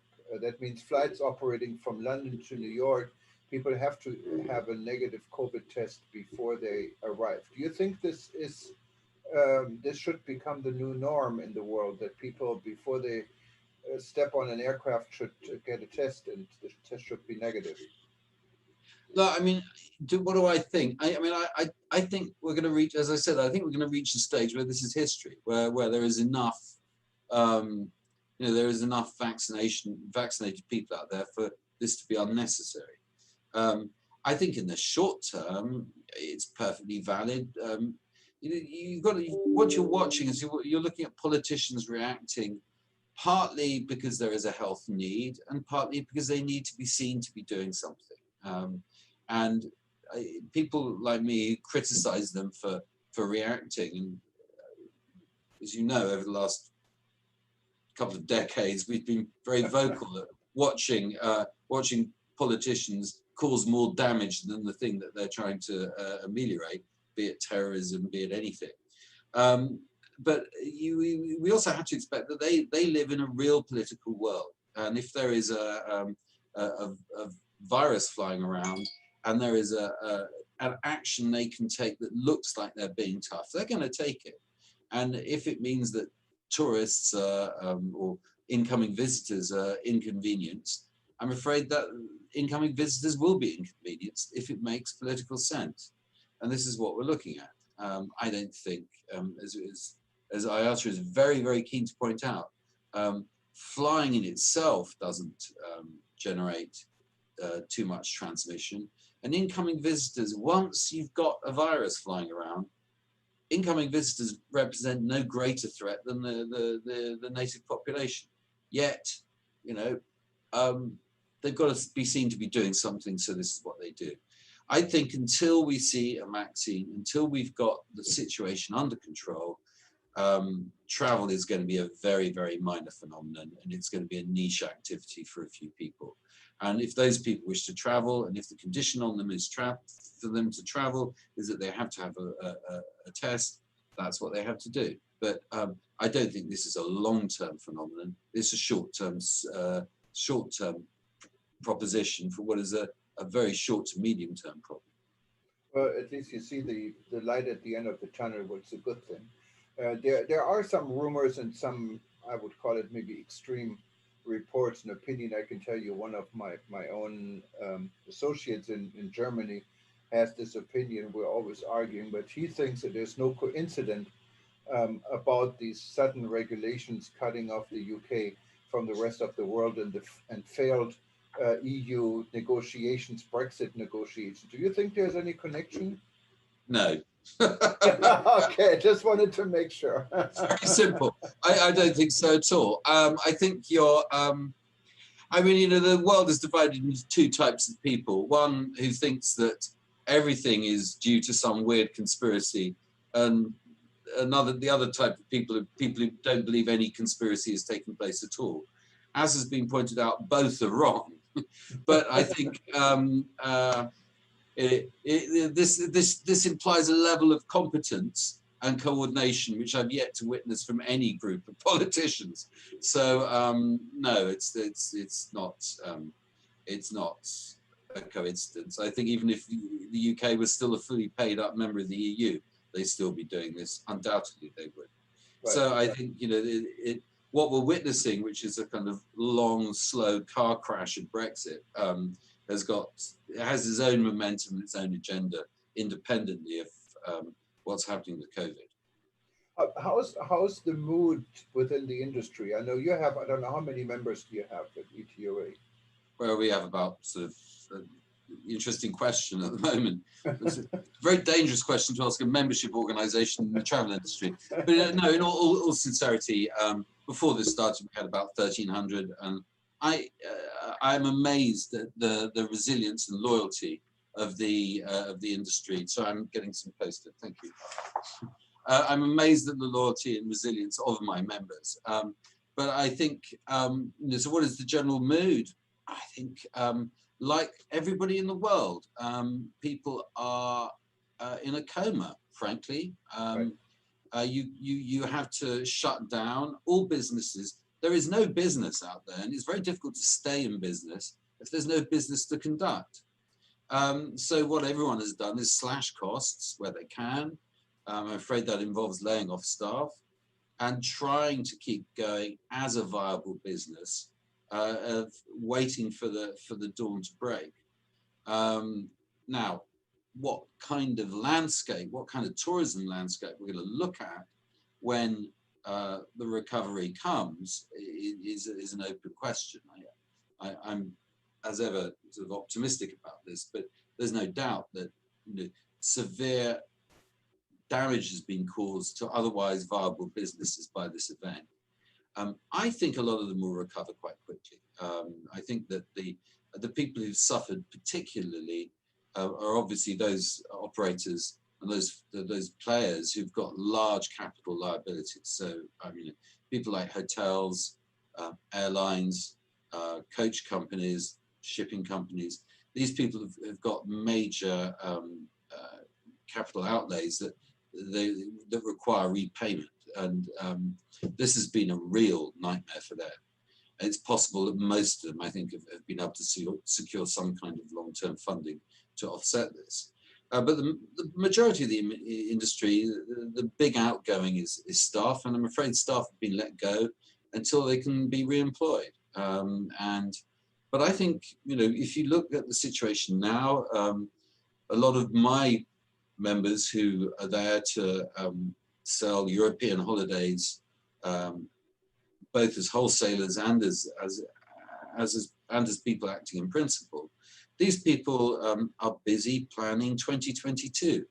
It's not a question for 2021 obviously is going to require a lot of adjustment and some renegotiation, but 2022 is what's now on the agenda, and they've got a plan for recovery.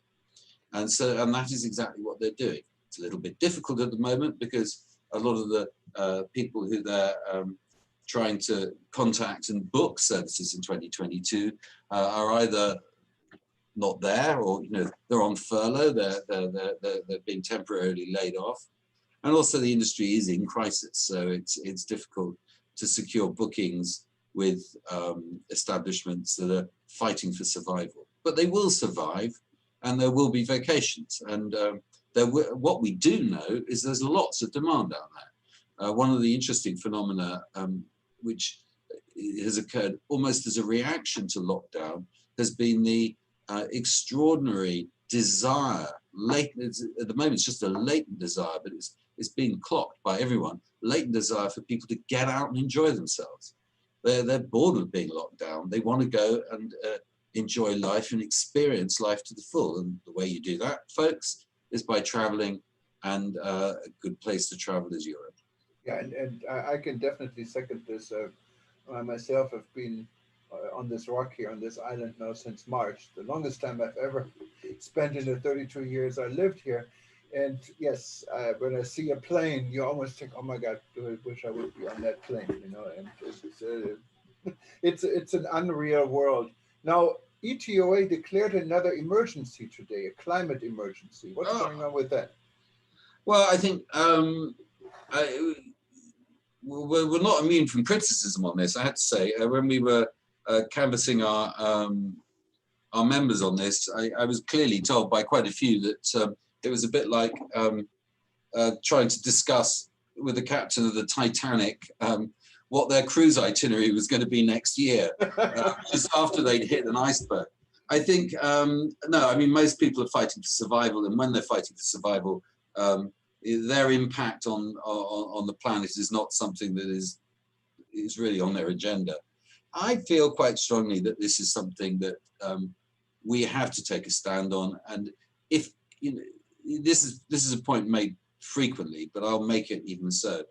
We've just noticed what a crisis can do to the industry, and what can we do? The question is, when we know there is a crisis occurring, what can we do to ameliorate the situation? And we know there is a climate crisis happening. This is just a widely accepted fact, and it's going to be really important for the tourism industry to stand up and say, look, this is what we do.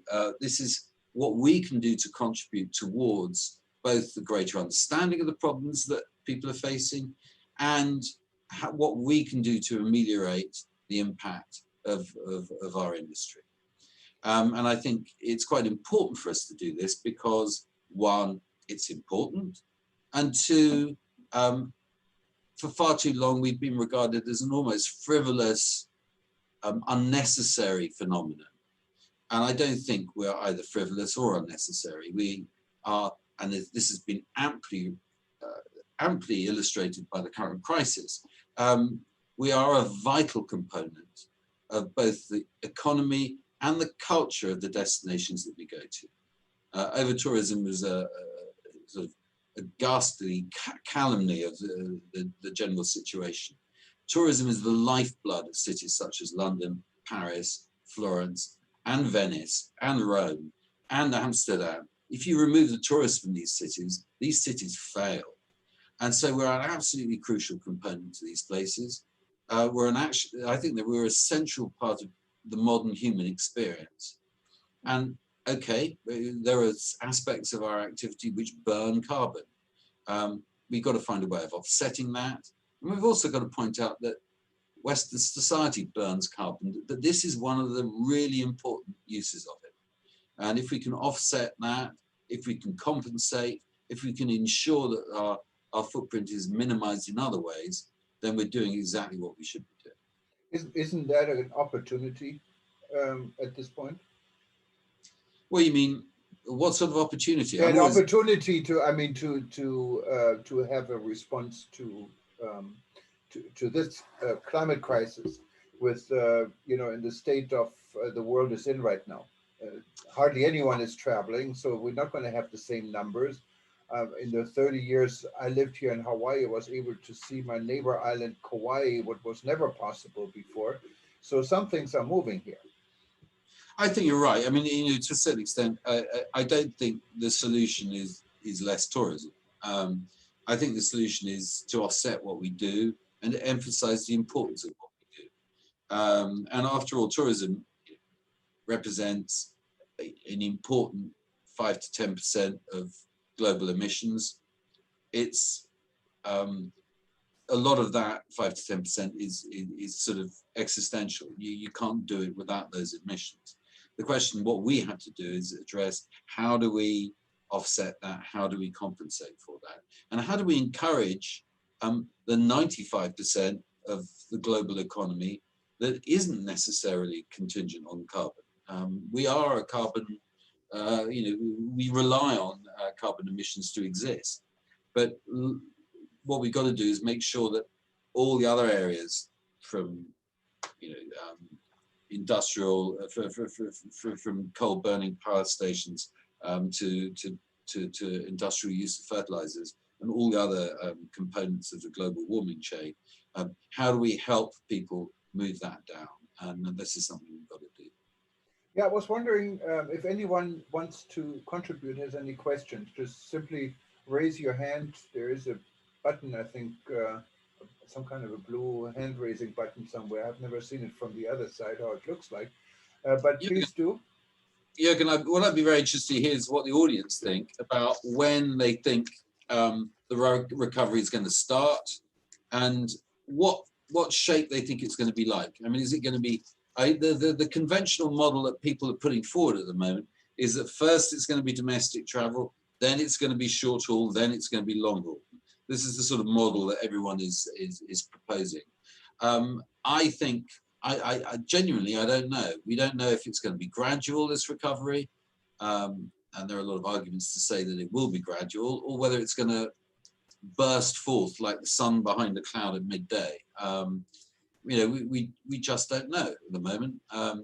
I think it's going to take some time. Tourism on the whole has relies on momentum to deliver numbers. You need people going to a destination, coming back to the origin market, saying what a great time they had there, and this in itself genders more business and more business. And over the years, we've seen things build up, and then there's been a collapse in demand, and then it rebuilds again. But it's something where you normally rely, you need people going to a destination, coming back to the origin market, saying what a Yes, so if anyone wants to jump in here, just raise your hand. I wonder if I just can call out Stephen because he's been always active and has listened to everything we had so far. What do you think, Stephen?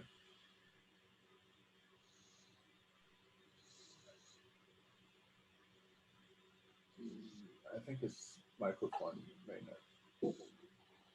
There we are. There we go. Thank Okay. you for having me. It's always a pleasure to be here. I think it's going to start, actually, I quite agree with Thomas. It will start domestically before it branches out to the international market as well, because as right now, as you know, in the United States, with all the cases that that we have here, we've got to get these cases under control first, right here domestically, before we start about looking towards the international market. And as our governor and mayor had talked about, with people getting tested to come into the country, especially into New York first, and it's going to be rather difficult to achieve that at the moment, because lots of people they really don't want to get tested, and a lot of my clients actually they would love to travel, but they are reluctant to get tested, and also when they arrive at the destinations to be in quarantine, and that's a major problem that everybody's having. And it will take some time, actually, especially with what's going on right now. It will take some time. Okay, and anyone else wanted to contribute? I'm wondering, Birgit is there. She always has been active. And Birgit, you have a new book, you told me today. She's joining us from Hamburg. What is your input here?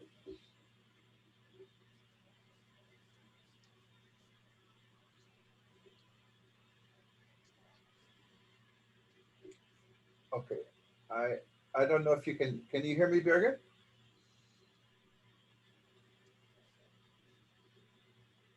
Okay. Okay. Yeah, Jürgen. Yes. Just if I may, I mean, Visit Britain published some data about 10 days ago on what they thought was going to be happening next year. And they reckon that there will be a recovery from the middle of the year. And they think that Europe will come back, but it will come back to the extent that maybe 45% of the people that we had coming into the UK, that means really short-haul traffic, 45% of the people that we had coming into the UK in 2019, short-haul will come in, will be here by the end of 2021. So there's even with a recovery, and a reasonably robust recovery in the second half of the year, you're still looking at a 55% decline in traffic from 2019 numbers. And in terms of long haul, they think that by the end of 2021, it will be a 75% decline in the numbers that they saw in 2019. So the recovery that they're predicting for the second half is muted. I mean, it's real, and it's substantially better than 2020, but it's really muted. And it's looking much, much more like a 2023 prognosis before we see a real recovery back to numbers that look like those that we saw at the end of the 2010s. And I'm just wondering whether your audience thinks that's over pessimistic or whether it's realistic. I don't know. Rudolf is raising his hand. Rudolf is our runs our chapter in Malaysia. Rudolf, go ahead. Okay. Good morning or good afternoon. From here, it's good afternoon. Thomas, thank you very much for all the things that you have brought up. It's really interesting for me. I don't know whether you have watched us. We are here in Malaysia. We have gone in with the LinkedIn group where we have connected quite a lot of people from tourism, tourism ministers, hotel bloggers, airliners, and all of them. They give their opinion, and we are sharing articles about recovery and rebuilding tourism. So actually what you said last was more or less the focus reason during the past few days, that people are saying, yes, 2023, 2024, maybe we can have this recovery for international tourism. But we have seen now here in Malaysia, especially during the past 2 weekends, was the domestic tourism has really gone up and shot up so much, because we came out of the lockdown, of our third lockdown, our third wave, and everybody was really keen to go out. And especially here in Penang, where I am now, Penang is an island where we have different kind of tourism. We have the UNESCO World Heritage Site, and we also have beaches, and we also have rainforest and open areas. So what we have seen here was people really went to the beach, people went to the open areas, people went less to the town, but they still went, because Penang is a food heaven as well, so everybody's going for good food. But end of the day, during the past 2 weekends, we have seen it today, and we have posted it also today, we had an occupancy in the hotels of 82%. Wow.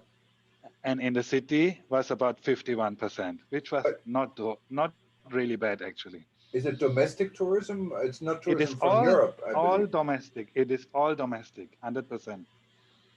But how do you see domestic tourism in Europe, Tom? Oh, well, I mean, the answer is that there are now two domestics in Europe. There's the Schengen area, and then there's the UK Ireland area. The answer is that domestic tourism obviously last year did well, but it did well only in comparison to all the other forms of tourism. The UK, the domestic, and I think you'll find in France, and indeed in lots of areas of Europe, they were reasonably full in July, August. Even so, you're looking at maybe a 50%, maybe 55% of normal domestic traffic took place this year.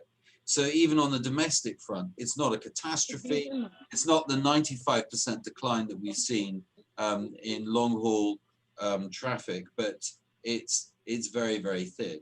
The good news in last summer was that the slight relaxation in lockdown meant that people within the Schengen area did travel. I mean, famously, there was a lot of traffic from Germany down to Spain.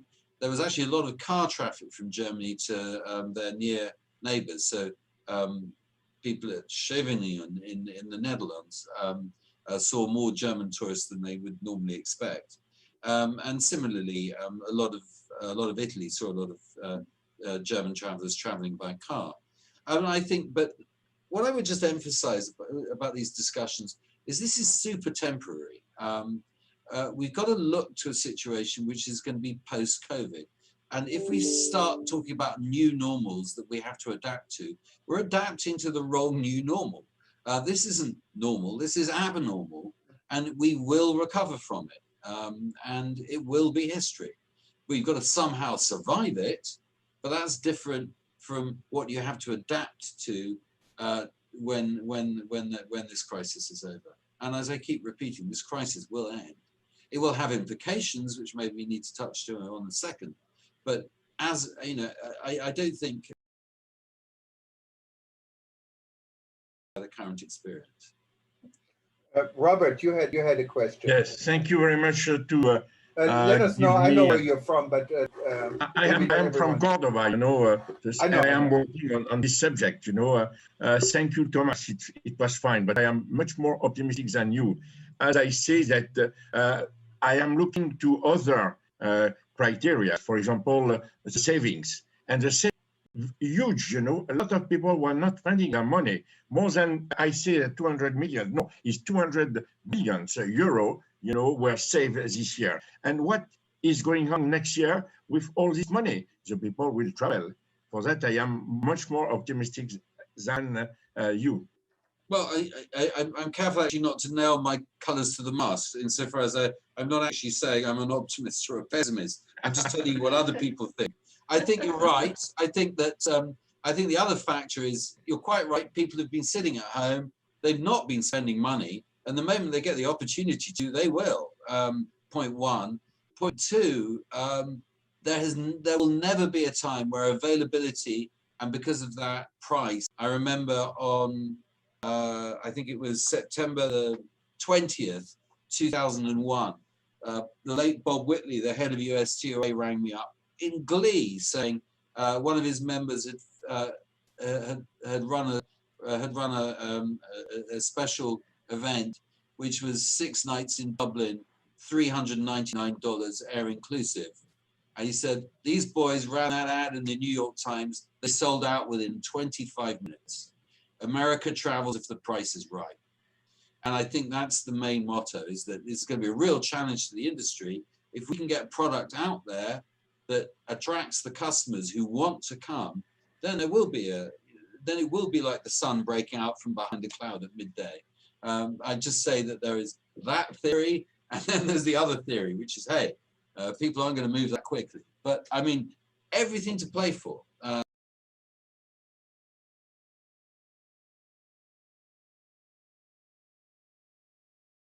My leading entrepreneurs in 2001, what a fantastic time to be in business. You've got demand, you've got product, you've got a wonderful opportunity to marry the two together. And it should be, it should be great second half of 2021. First half's going to be sticky, but the second half should be good. Great. Mark Jackson, you had a question. Let us know where you're from, please. Yeah, no problem, Jürgen. I'm Mark Jackson. Thomas, we met actually at ITB a couple of years ago, or the last one that actually took place, I think.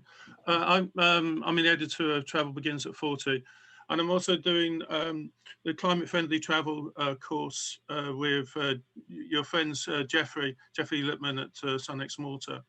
I've really got a couple of questions. The first one is about the vaccine passport. Tom, do you think there will be such a thing as a vaccine passport, which will help people to travel sometime in the second half of next year? And my second question is really to link into the crisis, the longer term climate crisis, which I agree with you completely is far more important than the temporary crisis of COVID on a planetary level.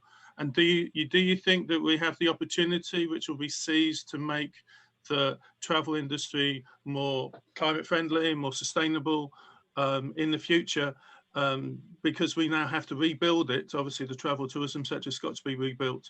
Do you think there's the massive potential and the will to change the shape of travel and tourism so that it is climate friendly rather than climate damaging?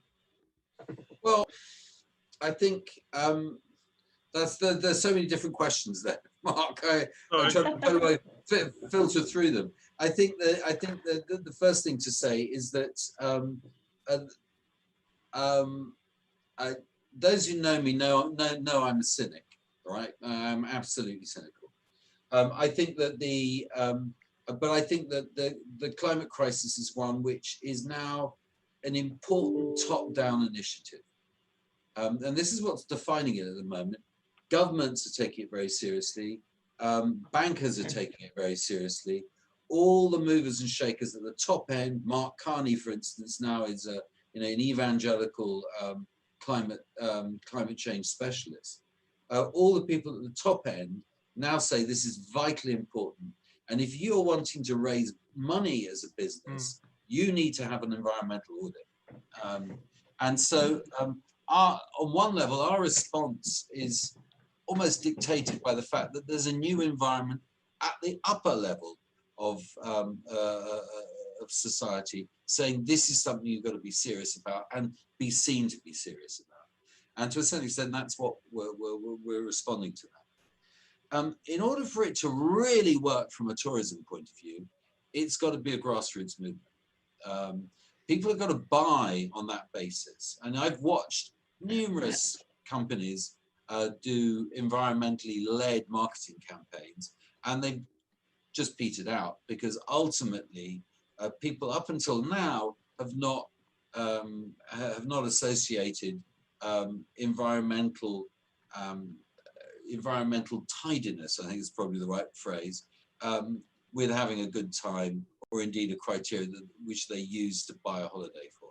I mean, I remember Scandic, for instance, many years ago, I mean, it did about 15 years ago, made huge play of their environmental credentials. This has gradually fallen off the radar. Eurostar, similarly, about 10 years ago, were strident in their marketing campaign about how they were carbon neutral. Again, this is no longer really features in their marketing campaigns. So until it actually becomes a central plank of people's sales and marketing techniques, it's going to be a tough one to sell just on the kind of on the granular B2B level. But we think it's got to come that way, and that's why we're moving in the direction that we are. Thank you. Thank you, And, Mark. just quickly on the vaccine passport, do you think there will be a vaccine passport, or do you think there won't be any need? Well, I hope there won't be a need for one. Sure, so I hope that we reach a stage where the vaccine has created the sort of immunity where it's irrelevant. And I think it's, but it's possible. It's possible that there are circumstances where it might come in useful. I can't see it happening, but I may be wrong. On this, I mean, I see. Sure, I can be completely frank with you and say I simply don't know, Mark. I mean, it may happen, may not. I don't know. It's. I thought it might be a good idea, but I think that what they're doing at the moment is rolling out vaccines. I mean, things like Operation Warp Speed in America.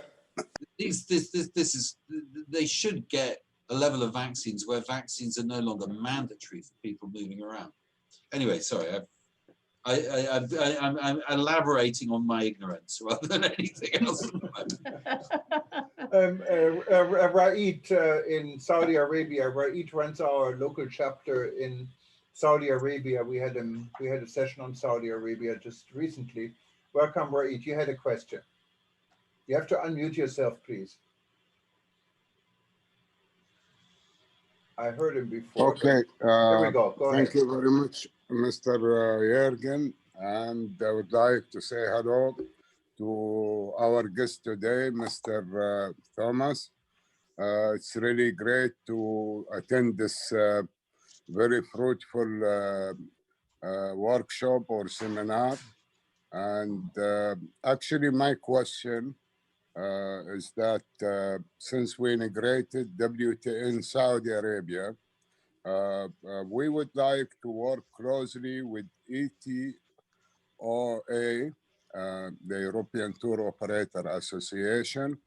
As you know, Saudi Arabia just opened up in October last year, 2019, and it has a lot of great inbound tourism product. It offers many beautiful virgin beaches plus historical cultural sites. Archaeologists would love to visit, I'm sure. As well as there are many global events that will take place. It's only due to COVID that it has not been actually performed according to the plans. But as you said, Mr. Thomas, hopefully, we will fight and we will win over COVID. We have to be optimistic. On the other hand, Saudi outbound travel is almost 50 billion US dollar a year. Of course, last summer, most of it was spent in the domestic tourism. However, our government planning to open up by January, February 2021, and hopefully it will be there. So how can we develop as local WTN chapter in Saudi Arabia a close relationship with ETOA and to exchange collaboration in marketing, in training, in technology, or in exchanging, information about, if there is like a safe corridor or a bubble, between countries. Thank you very much. And thank you, Jürgen, for giving me the chance to speak. Thank you, Mr. Thomas. Not at all. And Mr. Habis, I would merely say this is probably a discussion which is best to have offline, as they say. But I'm sure Jürgen can furnish you with my email address. And I'm very happy to continue this conversation later. Thank you very much. Are there Thank you, sir. Thank you. Are there any more questions? I have one. Okay. Go ahead, Tom. It's really just a question. It's more, I mean, tourism is, I always feel is a terrible metaphor for a whole bundle of disparate activities. But in general terms, short haul and long haul tourism, when it is not engaged in looking at natural phenomena. So I'm ignoring beach tourism, I'm ignoring ski tourism, I'm ignoring wildlife tourism. All these activities are highly valid, but if you just look at the sort of tourism that my members specialize in, which is really city tourism or cultural tourism, what people do when they travel is they go to enjoy really the tastes of the destination, the tastes of the inhabitants of the destination. When someone wants to go to Paris, they want to go and experience Paris. They want to go and experience the Paris that Parisians have sustained. They want to go to the restaurants, they want to go to shops, they want to go to the museums, see the architecture, enjoy the urban ambiance. And this is created by Parisians.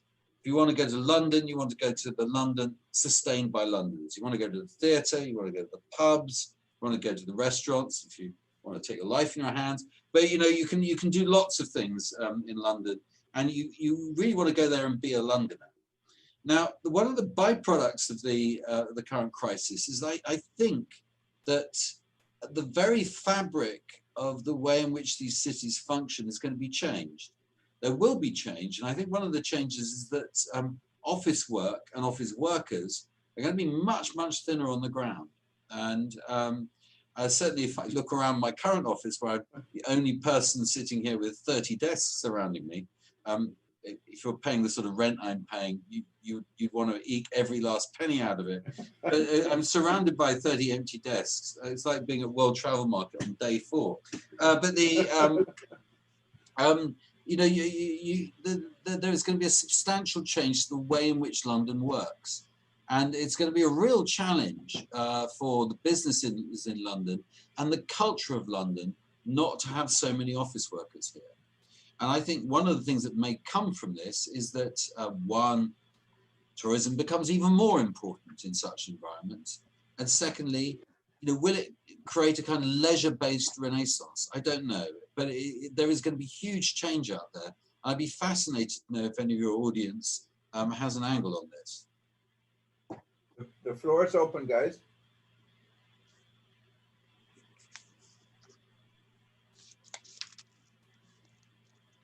Well, I think everyone is thinking very hard. Go ahead. You wanted to say something. Can you hear me, Thomas? Yes, we can hear you. Yeah, great. Hi, it's delightful to be here this morning, and I'm really enjoying this fantastic open chat. It's fabulous. I think the point that I can see has really arisen from this is people have really learned to appreciate the benefits of leisure, of what we do. The little things of connecting with people, as you pointed out, when you travel. What is it? It's it's not a product per se. It's a human interconnection that we enjoy, and that's what we're lacking at the moment. So as soon as the doors are open in any which way, people will be desperate to go out and travel again, whether it's domestic or even regional, which I have a few family members just leaving Germany to Spain. So people are, as we keep saying, quite desperate to travel again for that aspect, to feel alive. And that's what I think travel and tourism is all about. Thank you, very good. Emmanuel, I think you're in Ghana, right? You're raising your hand. Yes, thank you very much, Jorgen, and a very good morning and afternoon to everyone. Yes, my question is, I think we are really enjoying this conversation, but I want to find out, sir, you mentioned that people are going to work more from home going forward. I want to find out from you if you are looking at partnership with some African countries, because obviously people would want to travel out and probably work from outside London or outside UK. And we are looking at the possibility of having a partnership with some African countries so that people, your members, can actually also go outside London. Of course, if you look at COVID, we have done a bit more than most European countries. So that is my question. Well, I mean, you know, I salute Africa in the really fantastic way that they have handled the COVID crisis. I mean, it is an object lesson in almost world leadership from sub-Saharan Africa on how you've managed to do this. So, I mean, I think I and a lot of the rest of the world are full of admiration for what you've got and what you've achieved. I think the, you know, and the potential that Africa has got above all, due to the youthfulness of your population. I mean, this is, you know, this is a genuinely vibrant proposition from a service economy point of view. I ought to confess that I am principally involved in European inbound tourism. So I'm not something that naturally looks to Africa as a tourism destination, possibly as a, you know, a high growth origin market for Europe, but not as a tourism destination. But I think what you're raising is a very interesting point. People can work from anywhere, and they've been forced to work from anywhere other than an office. And if you can work anywhere, why on earth are you going to sit in suburbia? You may as well go and enjoy yourself somewhere else. And I know some of the islands in Polynesia have been advertising themselves as a great place to do remote working. Whether being on an island in a tropical location is a good idea in the long term, only Jürgen Steinmetz can tell us. But I think I'd be rather an exchange student, so that some people come to Hawaii. We're actually advertising it too. And Yeah. I go to London for a little bit, you know, we can handle the COVID. So, but yeah, everyone has priorities, I guess, and it is good. Silva was asking a question. I don't know, Silva, where are you from? Go ahead. I'm from Croatia. Hello to everyone. Oh, Silva, I know who. Okay, now I know who you are. Yeah, You you know changed your who I name. am. Yes. Yeah, I'm not timid as a person, but I'm not really, you know, very much a talker. But I think that all of those talks about the nature, the green and everything, I mean, I adore green and I love everything that is related to nature, but Croatia has certainly much to show about nature because we have mountains, we have the beautiful sea and everything. But I think that we have to not to confuse the green and the rest of the things that I do mainly incentives, okay? So you cannot virtually swim in the Adriatic Sea. You cannot virtually do anything. You have to come to destination. And if now, because of COVID, people are only thinking about doing some separate, secluded something, then it's not working. You know what I mean? I think that we are too much talking about the global decarbonization and everything, but actually we need to see what we have. Of course, we are supporting the nature and everything about it, but I think that we are now having this panem et circenses. You know what I mean? When you know. I don't know whether you can follow my lead, but actually we have to concentrate how to regain travel the way it was before. Not exactly how it was before, but as Thomas, Thomas, I can congratulate you because you are really put in a nutshell what I wanted to say. People love to see the destination as it is, mingle with the locals, and if we are going to have this fear, and I'm also not happy about these travel bubbles, you know, I'm not happy about it, because travel bubble, I don't know, so what, you go to A to B, you just travel around, okay, you support the local tourism, but what about the people that love to see the other part of the world? Well, thank you for that. I think in broad terms, I very much agree with you. And I think I mentioned that if what you're doing is adapting your product to meet the current situation, you're going to be left behind by the post-COVID situation. And the what it will be like, what the travel industry will be like once we've got through this, it will obviously be different from what it was before, but it'll be really different from what it is now. And if you adapt to what the current situation is, you're adapting to the wrong situation. There will be some tourism taking place whilst COVID is running. People will travel maybe with tests, maybe with COVID passports, but in broad terms, this is going to be small beer in comparison to what we would normally expect and normally anticipate in what we would have described as a normal year. And so I think you're right. I think, you know, the future will look much more similar to 2019 than it will to 2020. And I don't think that people are going to change what they want to see because of COVID. I think people will want to go to Venice. People will want to go to Florence. People will want to go to Amsterdam. People will want to go to Lucerne. They will want to shop in London and all the other things that drive and motivate people to travel. I don't think these motivators will change, particularly if we've solved the COVID situation. So I think, you know, the points you make, I entirely agree with, indeed. No, I can, I think I agree with you, Thomas. And we're now a little bit more than 1 hour in the discussion. That's 15 minutes over time. So that means it was interesting. And for me, it was very interesting. But can I ask one question? Mr. Jung, can I ask one small question? Sure, go ahead. Who's this? This is Puneet. I'm from Delhi, India. Puneet Rekha. Yeah, hi, go ahead. Okay, I just want to just say out of curiosity, now people, since they are sitting at home for the last 8 months, 7-8 months, so they are so used to on their laptops and on their things, they're exposed to so many information in the market available for the destination, for everything, hotels and everything, because everybody is sponsoring for B2C market.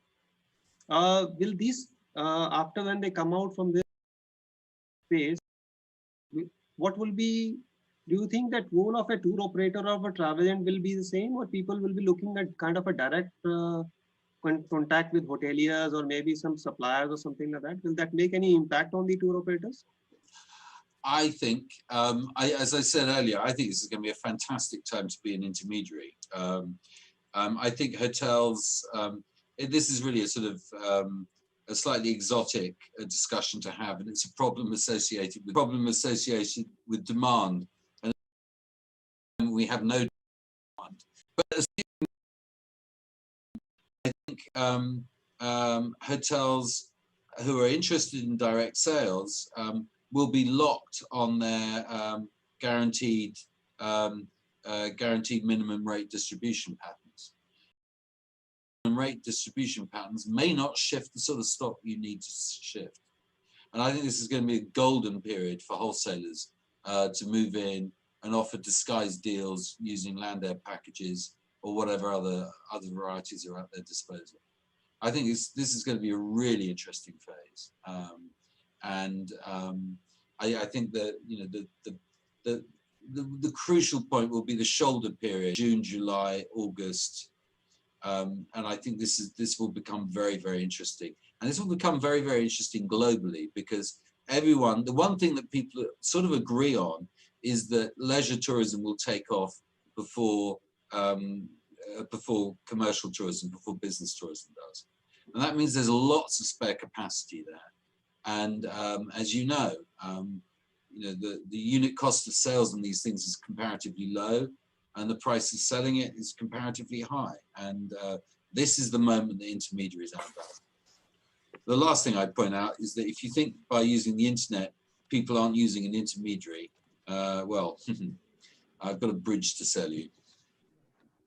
Oh, no. Thank you very much. There's one more interesting comment and from Mick. I think you're joining us from Monte Carlo. You had an interesting comment you put on the chat group. So I just wanted to give you the last opportunity here. Go ahead. Oh, well, thank you. Good morning. I'm phoning in today, not from Monte Carlo, but from Elder Monte Carlo in Italy. But yes, I do believe there's, from the question of Puneet, I believe there's a big role for tour operators, but also DMCs in the What's the recovery time, after please? the I'll go local in. experts of the No, you're all right. It's just only 5 past. 10 past is your destination. appointment. I'm sorry, there's Or someone 4 else past. in here.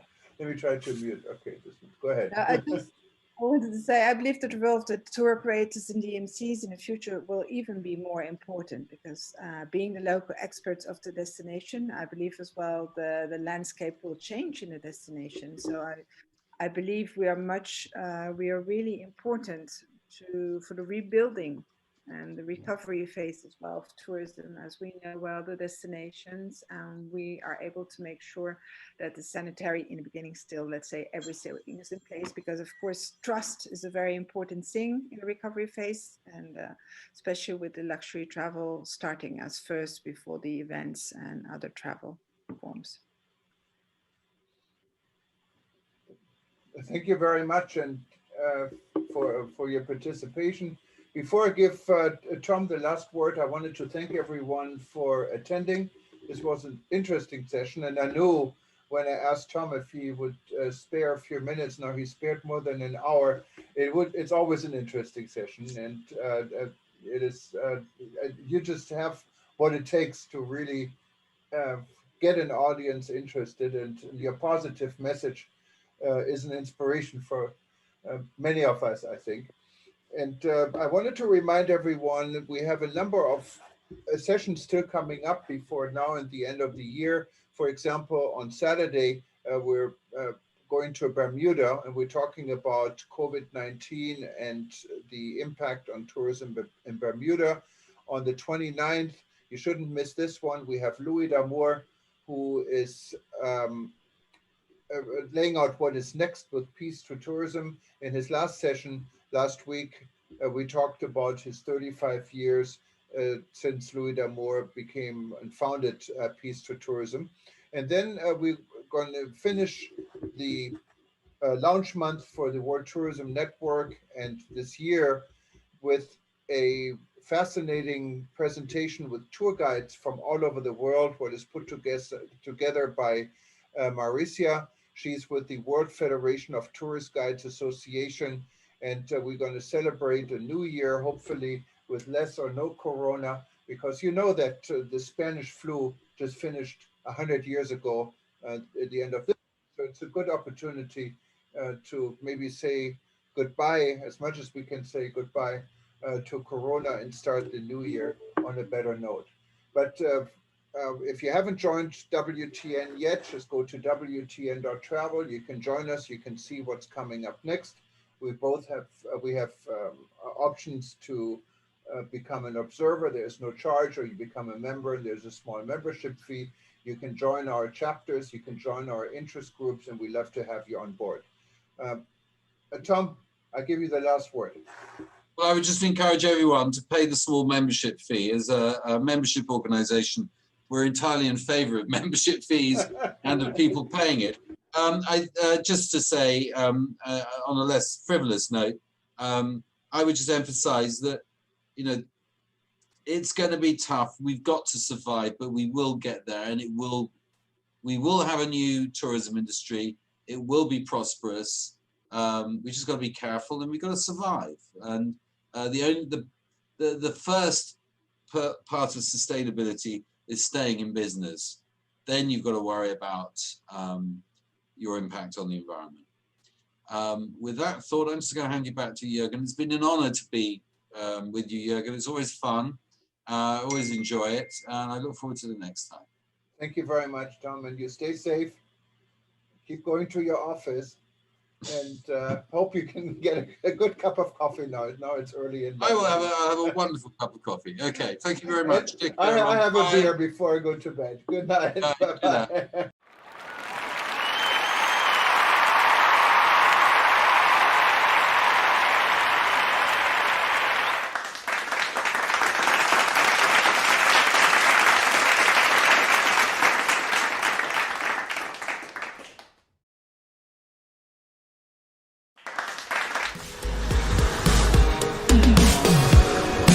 We are here in the Dead Sea, the lowest point on Earth. It contains the salt, the mud, the rate of oxygen, which is healthy for your mind and soul and body.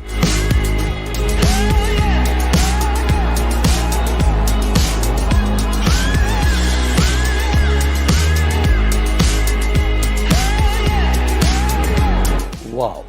Unbelievable. I've been a guide for a long time. It's the first time for me to see deep sea salt in the salt room, raw like salt in the floor, salt in the wall. After 1 week of exploring Jordan, I have to throw my cell phone away to relax. Well, here you clean your mind, you clean your soul. You know, this life is full of stress. Please, you have to take your stress away. I need this moment for myself.